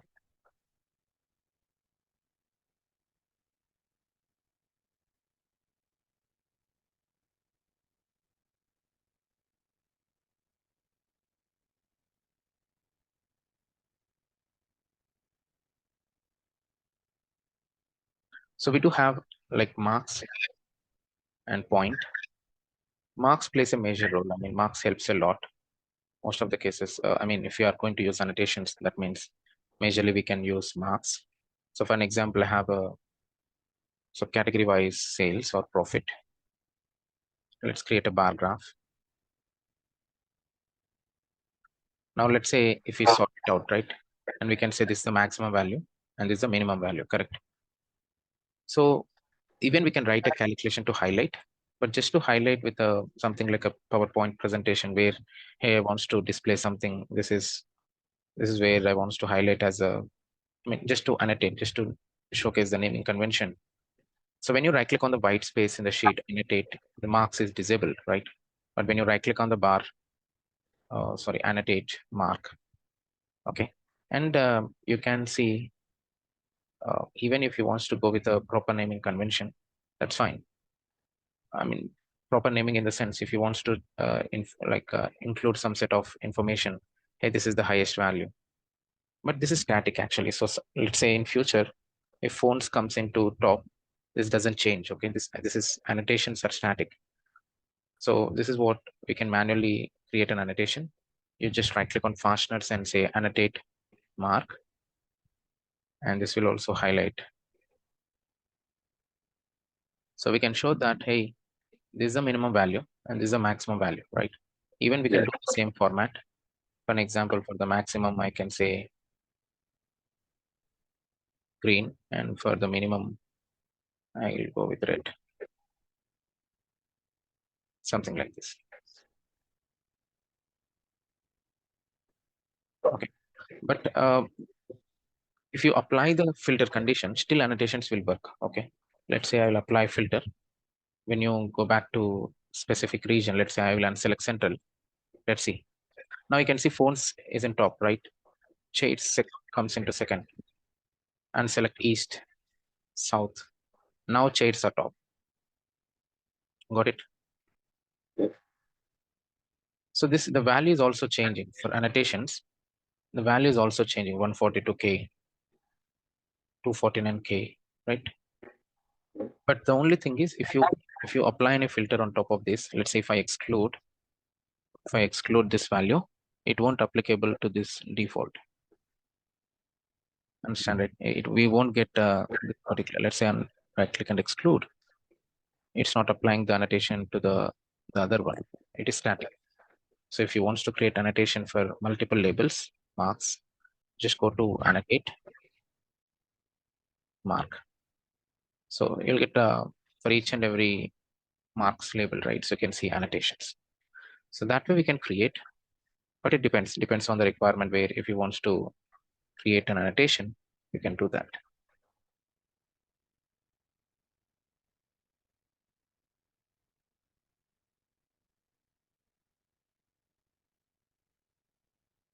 Perfect. So something like this. We know tooltip, we have tooltip, we can display labels, but even we can also use annotations, marks to display something like this. But one of the example I have seen is, I'll showcase that. So we have some US elections, okay? When I saw US elections, Google have shown something, a map view, election results. I saw that. That looks. Let me see this in the New York Times if there is any. But I know there is a Wikipedia. Actually done this, but let's see.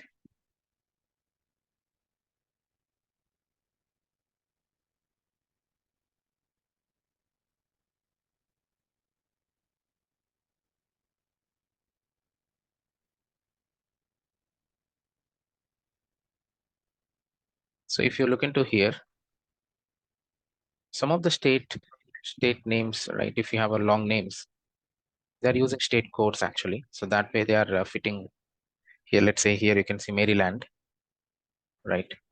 So we can clearly see it's zooming up, so that's fine. I mean,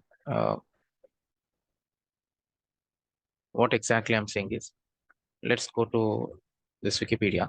I'll clearly showcase that. And if you scroll down, if you look into this map view, right? This one I'm talking about.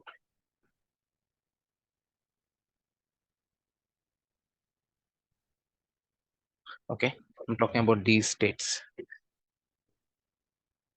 So for those states, right, we have actually, even they're using some count and they're using some codes, country codes, right? So for an example, let's say here it is Florida, and if you wants to, the count is 29 and Texas is 38, something like that. But they're not even displaying those state names. But for the smaller states, and they're showing up, hey, this DC is 3, Maryland is 10, Delaware is 3, New Jersey is 14, right? So something like that. So here also the same. So if you go back to state map view, right? If you are going to create a map view, this helps a lot actually, annotations marks.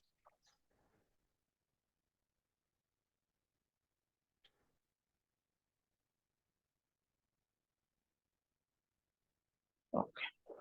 So now let's click on here, edit locations and point. Now, if you look into this, let me apply filter condition on top of Canada. Let's exclude Canada now, just to showcase US data. And for an example, if I go with filler map, you'll clearly understand the size. And let's say if I drop state names into label.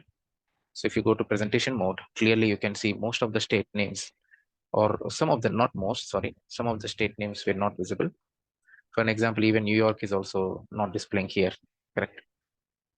So in that case, let's say here it is, this is Maryland. You just right click, annotate, mark, and I want to display only the state name. Okay, it's just an example.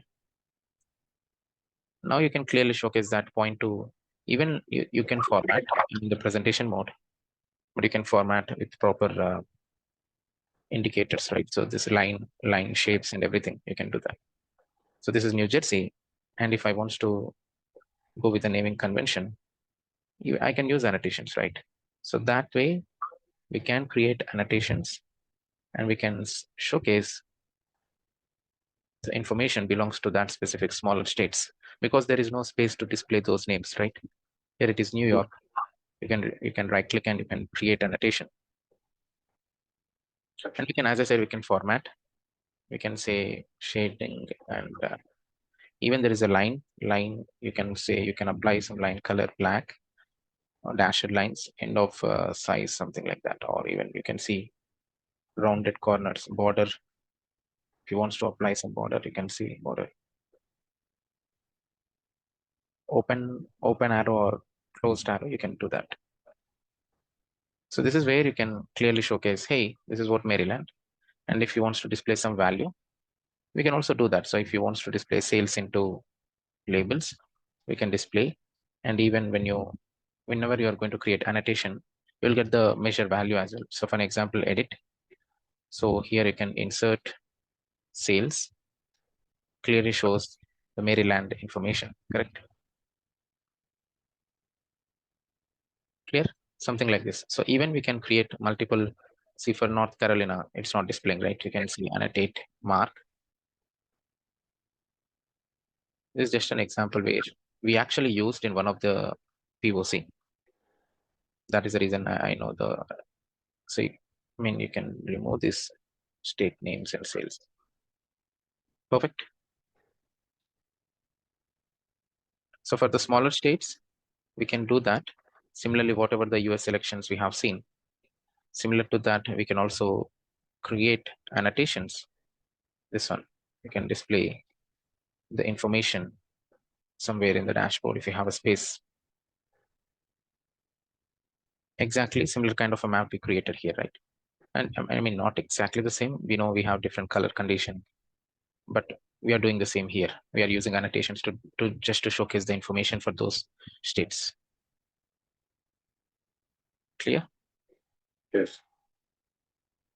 Yeah. So this is what annotations, and we have point.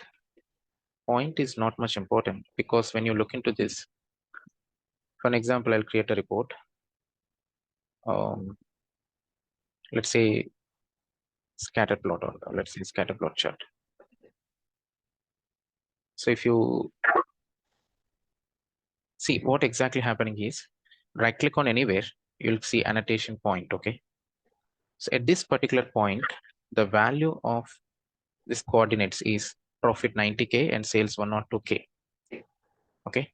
So wherever you just right click, if you want to know exactly that specific point information, we'll get that. Okay. This one, we can get the information of that point, but nowhere we have used annotation point, and we didn't see any of the requirement. Okay. Oh. But importantly, I can say marks plays a major role, and even marks and area. So that's what we have seen in area, like in the parameters where we have seen something like this. Even we can use as a text box. Okay. So that way we can use annotations. So the next class we'll go through data blending versus cross database join. This is, right, one of the important topic. Yeah, we'll see tomorrow. Okay.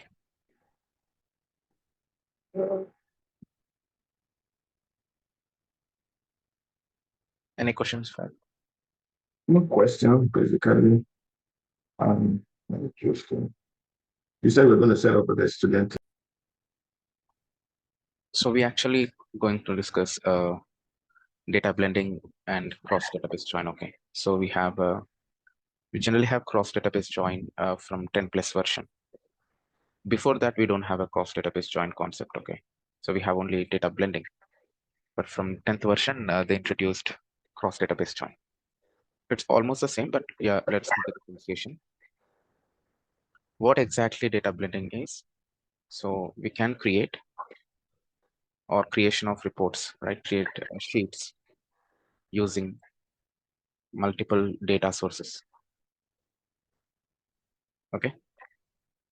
So whatever the reports we are going to create, right? We are going to use multiple data sources to create that. Not one single data source. You may get data from multiple sources.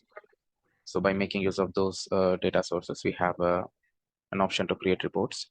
That is what data blending or even cross database join. So I just connected to sample superstore. It's not mandatory to go for blending every time, but let's understand the advantage where there are cases where we have multiple source systems. That's what data warehouse, right? We have source systems, and we are going to load that particular data into one single data warehouse. But there might be a chance of having, we have data warehouse, but there might be a chance of having a different server.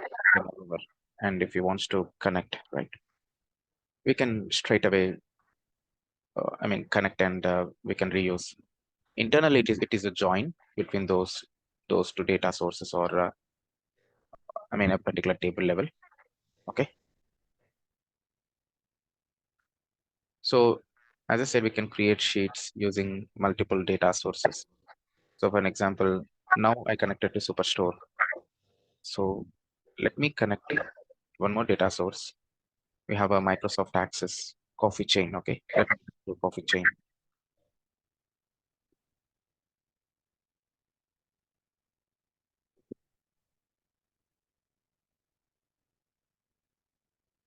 So now we have in coffee chain, you have a fact table, location, and product. But this coffee chain query is the complete information of these three tables. Okay, you can hear me, right? Yes. So here within the coffee chain database, right? So this coffee chain query, they actually use all these three tables, and they are going to showcase complete information within one single table. So you don't want to use complete all these three tables data model. Straight away, we can directly use this coffee chain query to showcase. So for an example, let me go to here. So you have area code, market size, product type, state type, right?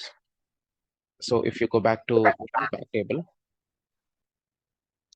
you don't have all the, like you can see there is no market, right? You have only area code dimension, date, and product ID. You don't have market type, state field, those columns, correct?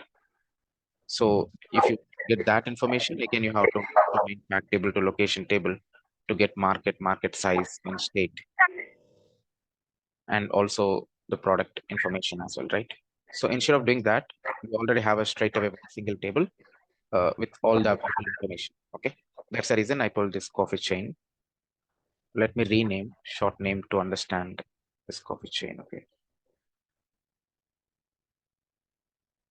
so I have a couple of data sources. So whenever you're working with data blending, right? I mean, we have, let me copy here. Whenever you're going to work with data blending, importantly, we have a primary data source and secondary data source. Okay, and secondary.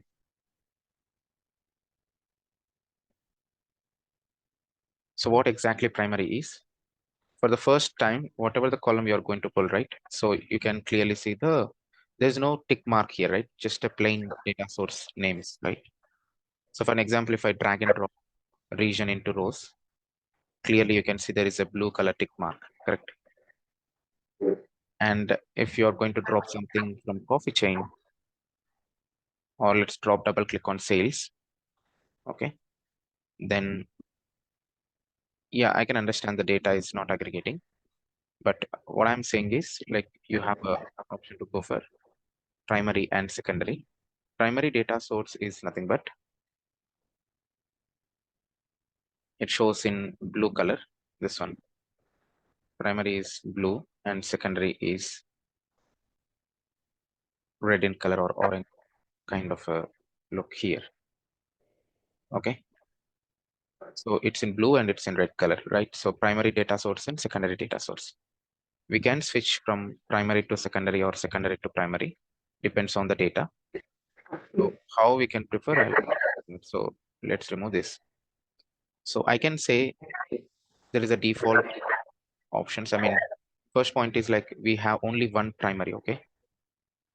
Only one primary data source, and we have n number, okay? N number of secondary data sources. So if I connect to one more database and if I drag and drop something, right? So it will consider as a secondary data source. So you may have n number of secondary data sources. We can connect to multiple data sources. It's not like only two data sources. So now one more point here is in the coffee chain, there is a, because we understand and we are aware of this data, there is a state field. In the superstore as well, like we have a state. But what exactly happening here is because of Canada inclusion, we have Canada as well in the country.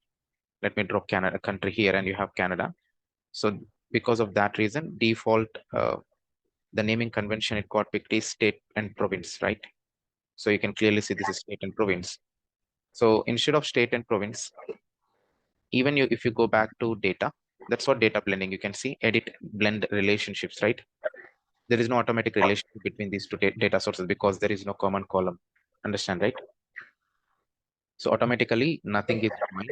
I mean, nothing is a common column because we don't have a common naming convention between these two data sources. Got it? So what exactly I'm going to do is instead of state and province, I will modify to state. Okay. And for an example, I understand there is a country Canada. I'm going to apply data source filter. I'm not loading Canada information into Tableau. Double click on country. Let's or you can exclude, okay? Exclude Canada, right? That means we're just loading only United States data. Now go to data. If you look into edit blend relationship, clearly you can see what is the common column between these two, right? So in the blend relationships, automatic relationship between primary and secondary data source in state field, correct? So default, we are getting state as a common column. And whenever you're going to use in the report level as well, whenever you're going to track something, so for an example, go back here. So this is a primary. If you consider Superstore as primary, let me drop state field into rows. If you go to secondary, automatically you can see a linking field here, right? There is a linking field. If you go to secondary data source, okay, there's a linking field in the secondary data source.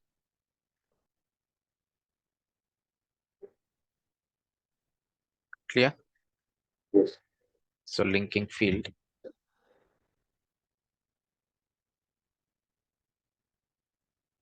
So that means you should have a common column with same naming convention, or we have to manually do this. So you go to the edit blend relationships and you can go for custom and you can manually add those common records, common columns. Okay, I'll showcase that. So now we'll consider state as a common between these two data sources. So for an example, my requirement is to get the information of sales from Superstore. I want to pull Superstore sales and I want to showcase coffee chain sales as well. So for an example, even we have state, but let me drag state from coffee chain and also sales from coffee chain. So this is Superstore as primary. SS is like, okay. And you have both the sales, but the first sales is coming from, even I can rename, right? For better understanding, even I can rename to sales is coming from Superstore. And this sales is coming from coffee chain CC. Perfect. So if you look into this, we can understand, okay, hey, first one is coming from Superstore and this is coming from coffee chain. So before moving on to this, let me create a simple report. If you consider Superstore as primary and coffee chain as secondary with the linking field, what exactly happening here is this is Superstore as primary, and you can see all the states from Superstore data, and there are null values, right? In coffee chain, there are not many null values, correct? So default is left join, okay? So default, very important. Default is left join when it comes to like data blending, okay? Everyone thinks that inner join. No, inner join is not the default join. So understand, right? So default join is left join. Okay. So if you consider coffee chain as primary, then if you drag state field here and sales from coffee chain, or not sales, state from Superstore. You know, in Superstore we have more than let's look into the Superstore. This is Superstore as primary, and this is coffee chain data. So if you go to Superstore, 49 rows, correct?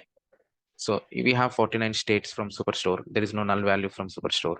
That means all the records from left-hand side table, that's a left join, right? All the data, all the records from the left side table and the common information from the right-hand side information, like table. So that's what we can see null values. But in coffee chain, you have only 20 records. In coffee chain, we have only 20 records. Even though in Superstore, we have 49 states, only US. But whenever you're going to drop as a secondary column, right, you can see Superstore is secondary now.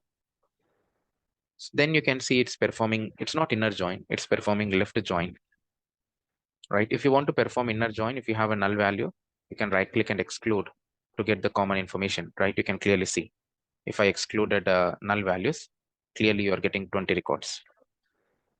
Perfect. So with data blending, we can also get inner join information, but the default is left join. Okay. Any questions on this? No, now what I wanted to ask you was the now value for primary put the two data together so I understand. Uh, the superstore has a full data state data compared to the coffee chain. Yeah.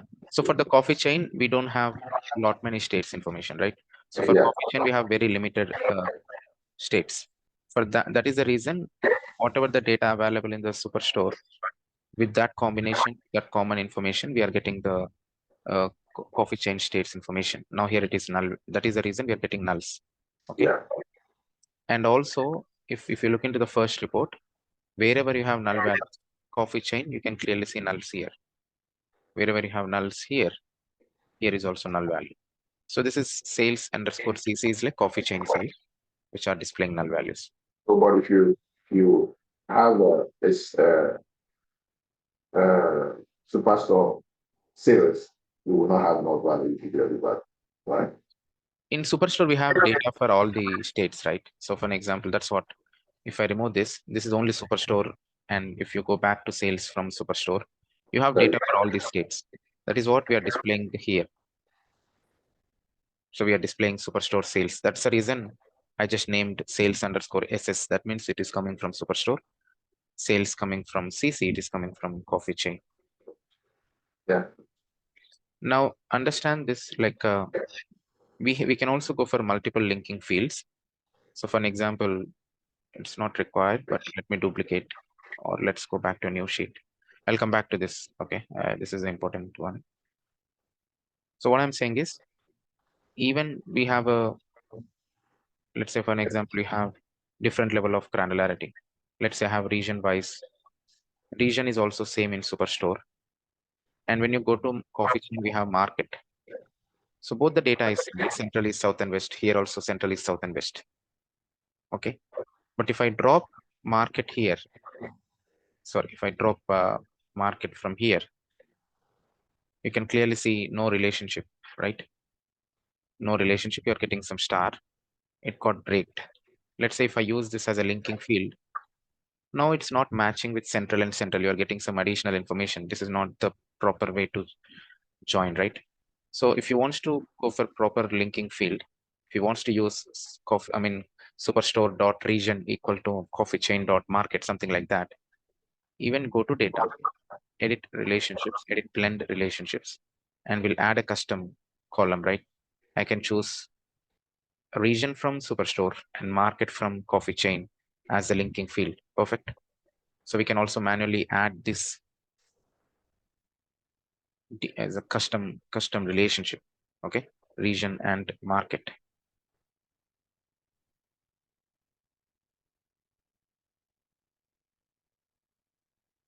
So when you click OK, so you have only one linking field right here. You don't have any other linking field. But when you click OK, you can clearly see you're getting additionally null value. If I exclude null, you can clearly see only central to central, east to east, south and west, right? At least you're getting some common proper information. So what I mean to say is even you can break this state, you can see the data. I mean, with or without state, but if you add any, for an example, if you add sales information, then the numbers might not be same. If I unselect this state information, you can see the numbers are changing. If I use state as a linking field, for an example, if I use state as, if I break the state, see south and south level, you are getting somewhere around 100K. But if I use state as a linking field, you can clearly see 23K. That's okay. Like this is not mandatory. But what I mean to say is we may have multiple linking fields. Okay.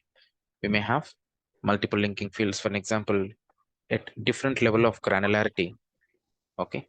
At different level of granularity wants to join the data. Internally, blending is also joined, right? Blending is the same as join. So that is where you can go to data, edit, blend relationships, and you can make use of custom relationships. If the terminology or if the naming conventions are different, if you're aware of the data is same, right? Then yes, we can go for custom relationships. Okay. So this is one thing where you have multiple linking fields. But let's say my intention is to create a report to display total sales, sample superstore sales and coffee chain sales, addition of those two in one single column. For an example, if I say California, the total sales, what is the total sales? 554K, right? Addition of this 457 plus 96. But if I select Alabama, it's the same 19K, right? We don't have information for these states or for coffee chain. But I want to create.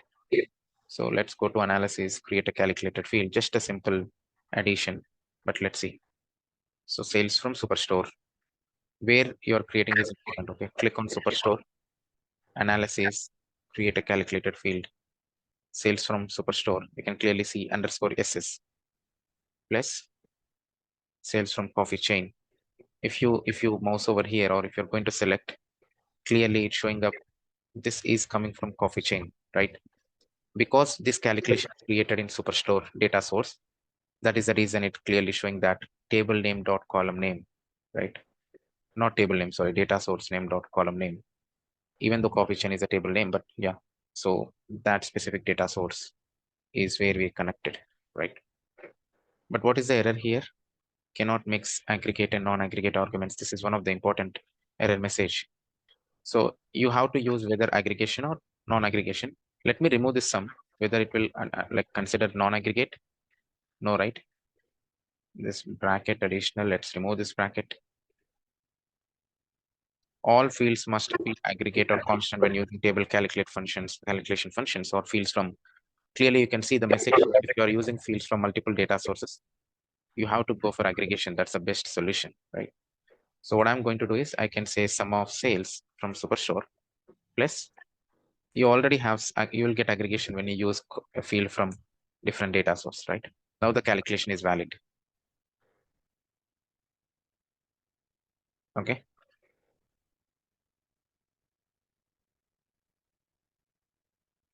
So this is the addition of, or let's say total sales.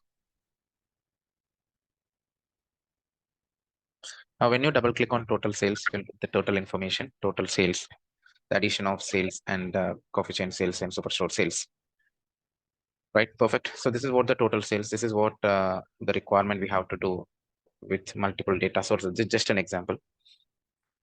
But what is the issue we are facing here is, if you look into the data, this is the superstore sales. But why the superstore sales, why the total sales is blank here, correct? So you have sales for superstore, but you're getting blank here. Here for California, it is perfect. The addition of 457 plus 996 is 554. It's getting here, right? So 89 plus 37, 126. You can clearly see 126. Understand, right? 54K plus 4, around 58, 59. But whenever there are some negative values, sorry, not negative, null values, so we have to take care of null values. Okay, anything, you know, right, in mathematics generally, if you do anything, any operational or any arithmetic operation with null value, the result will be null, correct? So in that case, so basically in that case, like we have to go for some of the functions to I mean replace null values. One of the easiest ways, like let's say edit, you have a function called as zn. Okay, you have to use aggregate function, don't remove aggregate. Zn, straight away this will replace null value. Okay,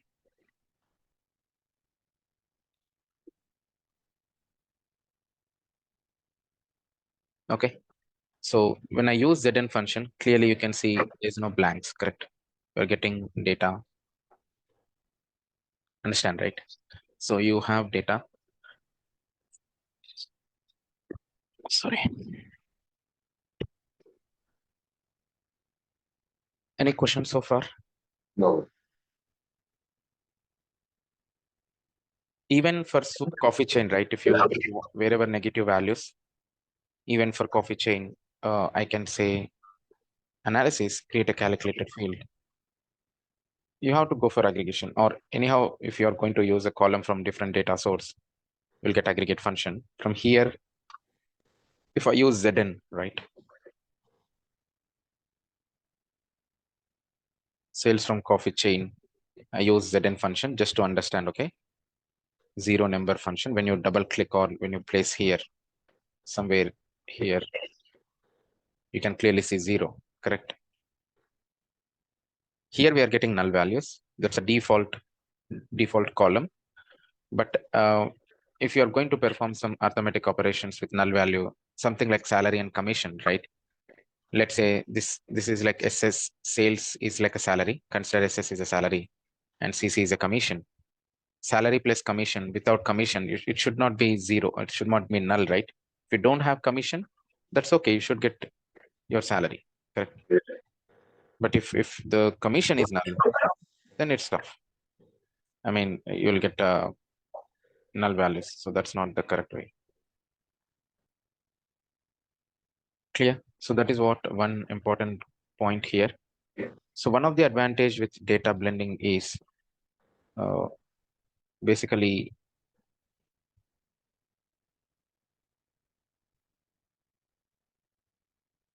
you can switch actually, okay? You can switch, as I said, right? Now we are using Superstore. I mean, let's go to coffee chain. Now you're using state as a linking field. Let's say in other case, I mean, if you're handling a lot many columns, lot of tables, data blending plays a major role. If you have a limited data, I can say cross database join might help, right? Most of the cases in real time, I see most of the people are using cross database join with the limited information. But data blending is more flexible. I see blending is one of the powerful feature in Tableau. Okay, clear? So this is the final, I mean, this is what we are looking for. This is a final output where I want to showcase sales from both Superstore and coffee chain. We don't need required. So for an example, let me duplicate. We don't require to display this state, right? What is the use of this? Our intention is to display state-wise sales, right? The user. You don't require to display both states. You'll get confusion. Remove this, and you don't even require all this sales informations. So this one, and this one. My intention is to display only uh, the actual state-wise sales. Okay, that's it. We're going to complete the. This is the calculator, right? You can see California, you're getting 554, but it's not 554 for that is like both the data sources. Addition of these two is Oh, yeah, you just did the that column that I read. yeah. So this total sales, I'm using total sales, the addition of right, addition of sales, Superstore sales, and coffee chain sales. Even we can write if null. Uh,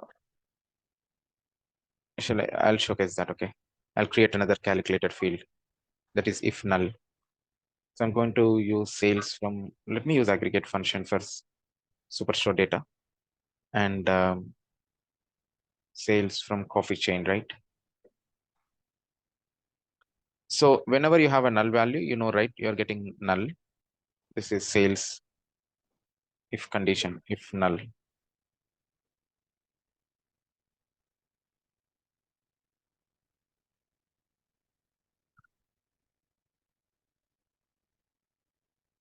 See, clearly you're getting null values, right? So now you can write the same instead of writing Zn.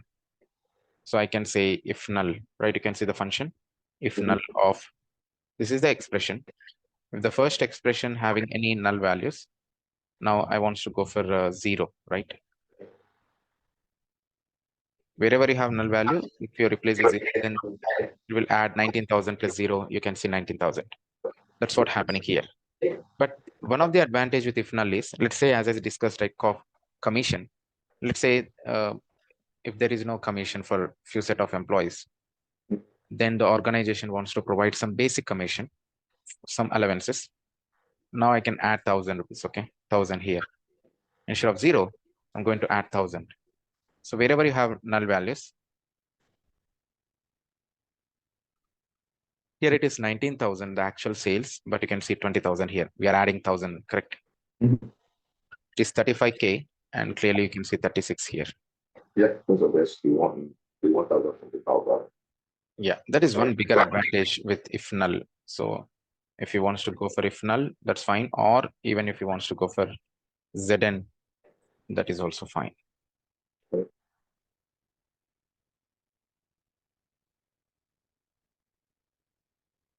So cross database join is, I mean, it's not a complex concept, but it's like the same regular joins. They have given a simple plugin kind of a functionality. Let me do that. This is simple. I mean, straight away I can showcase, but you need to be careful while handling the data, right? I mean, let's understand, because we are going to join, right? Let's connect to Microsoft Excel Superstore.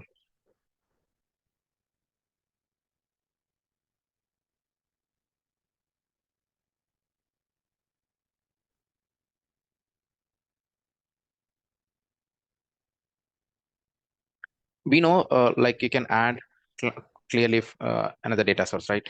But we need to be,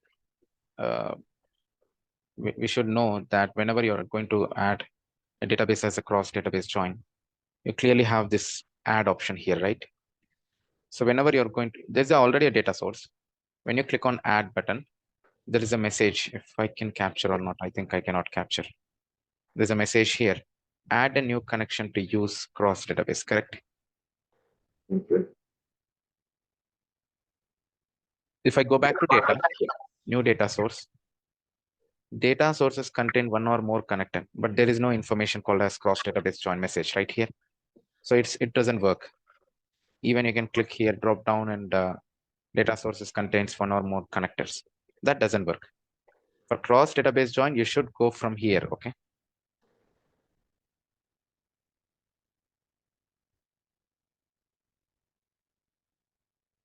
So now we already have orders table. In the coffee chain, what I'm going to do is I need to drag and drop coffee chain query here, right? So let's double click, go for a traditional data modeling, drop coffee chain. I know in between these two common columns are like some measures, right? And even I have to filter out some part of data.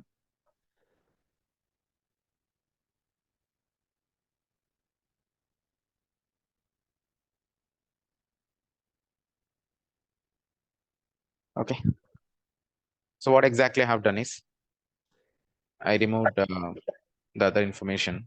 Only I mean only US data. But what is the join you're getting? Profit is not correct, right? Profit is a measure. We cannot refer measures into join. So click on drop down. What is the common column? As you know, state, right?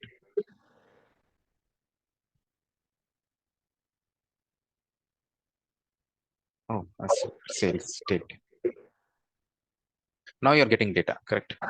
Yeah. So this is where you can go for cross database join. Even you can, let me take this screenshot. So this order sample superstore is like green, and this is red or orange. But our intention is to join two data sources.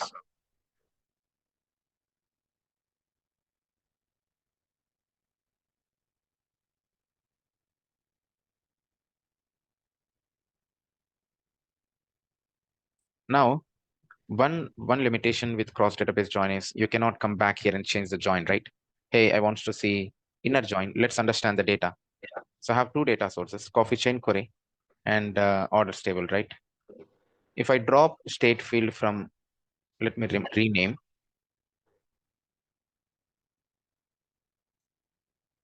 If I drop state is already exist, okay.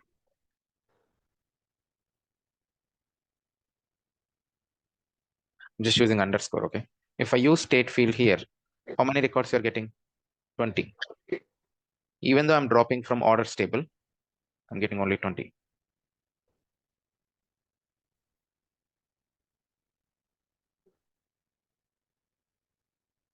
So if you add state field from, this is superstore, this is coffee chain. If you add state field from coffee chain query, that's the same data, right? 20 records. What is happening here is, as you know, initially we have 49 plus states, correct? But why we are getting only 20 states, even though for the order table? Because we performed inner join. Yeah. If you switch to left join, this is where we have done this in data blending, right? You can see clearly getting a lot many states.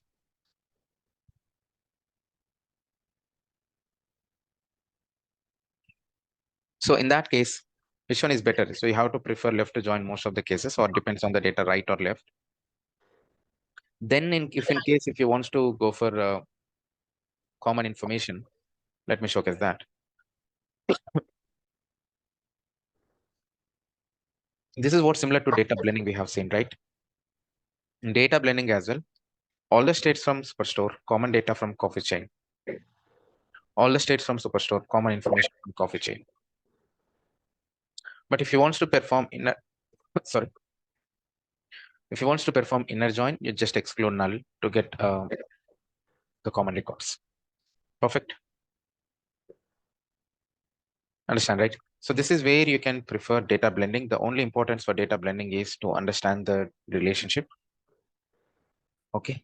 So here in the data source level, you should understand the relationship between the tables. You cannot prefer, you cannot modify every time, come back to the here, change the join. Now we are using left to join A, wants to go for inner join. That is not recommended every time. Okay. This is simple. As I said, like cross database join is straightforward. But only thing is you have to remember the option. Okay. That's one time.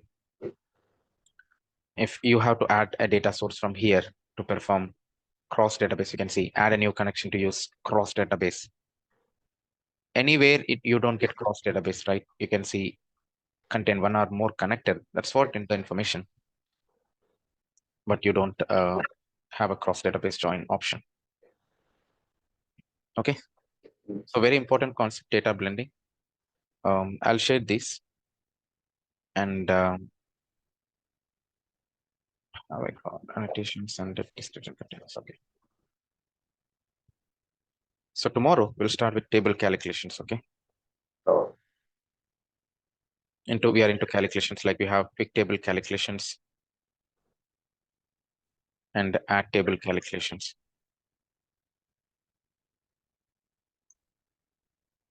Okay.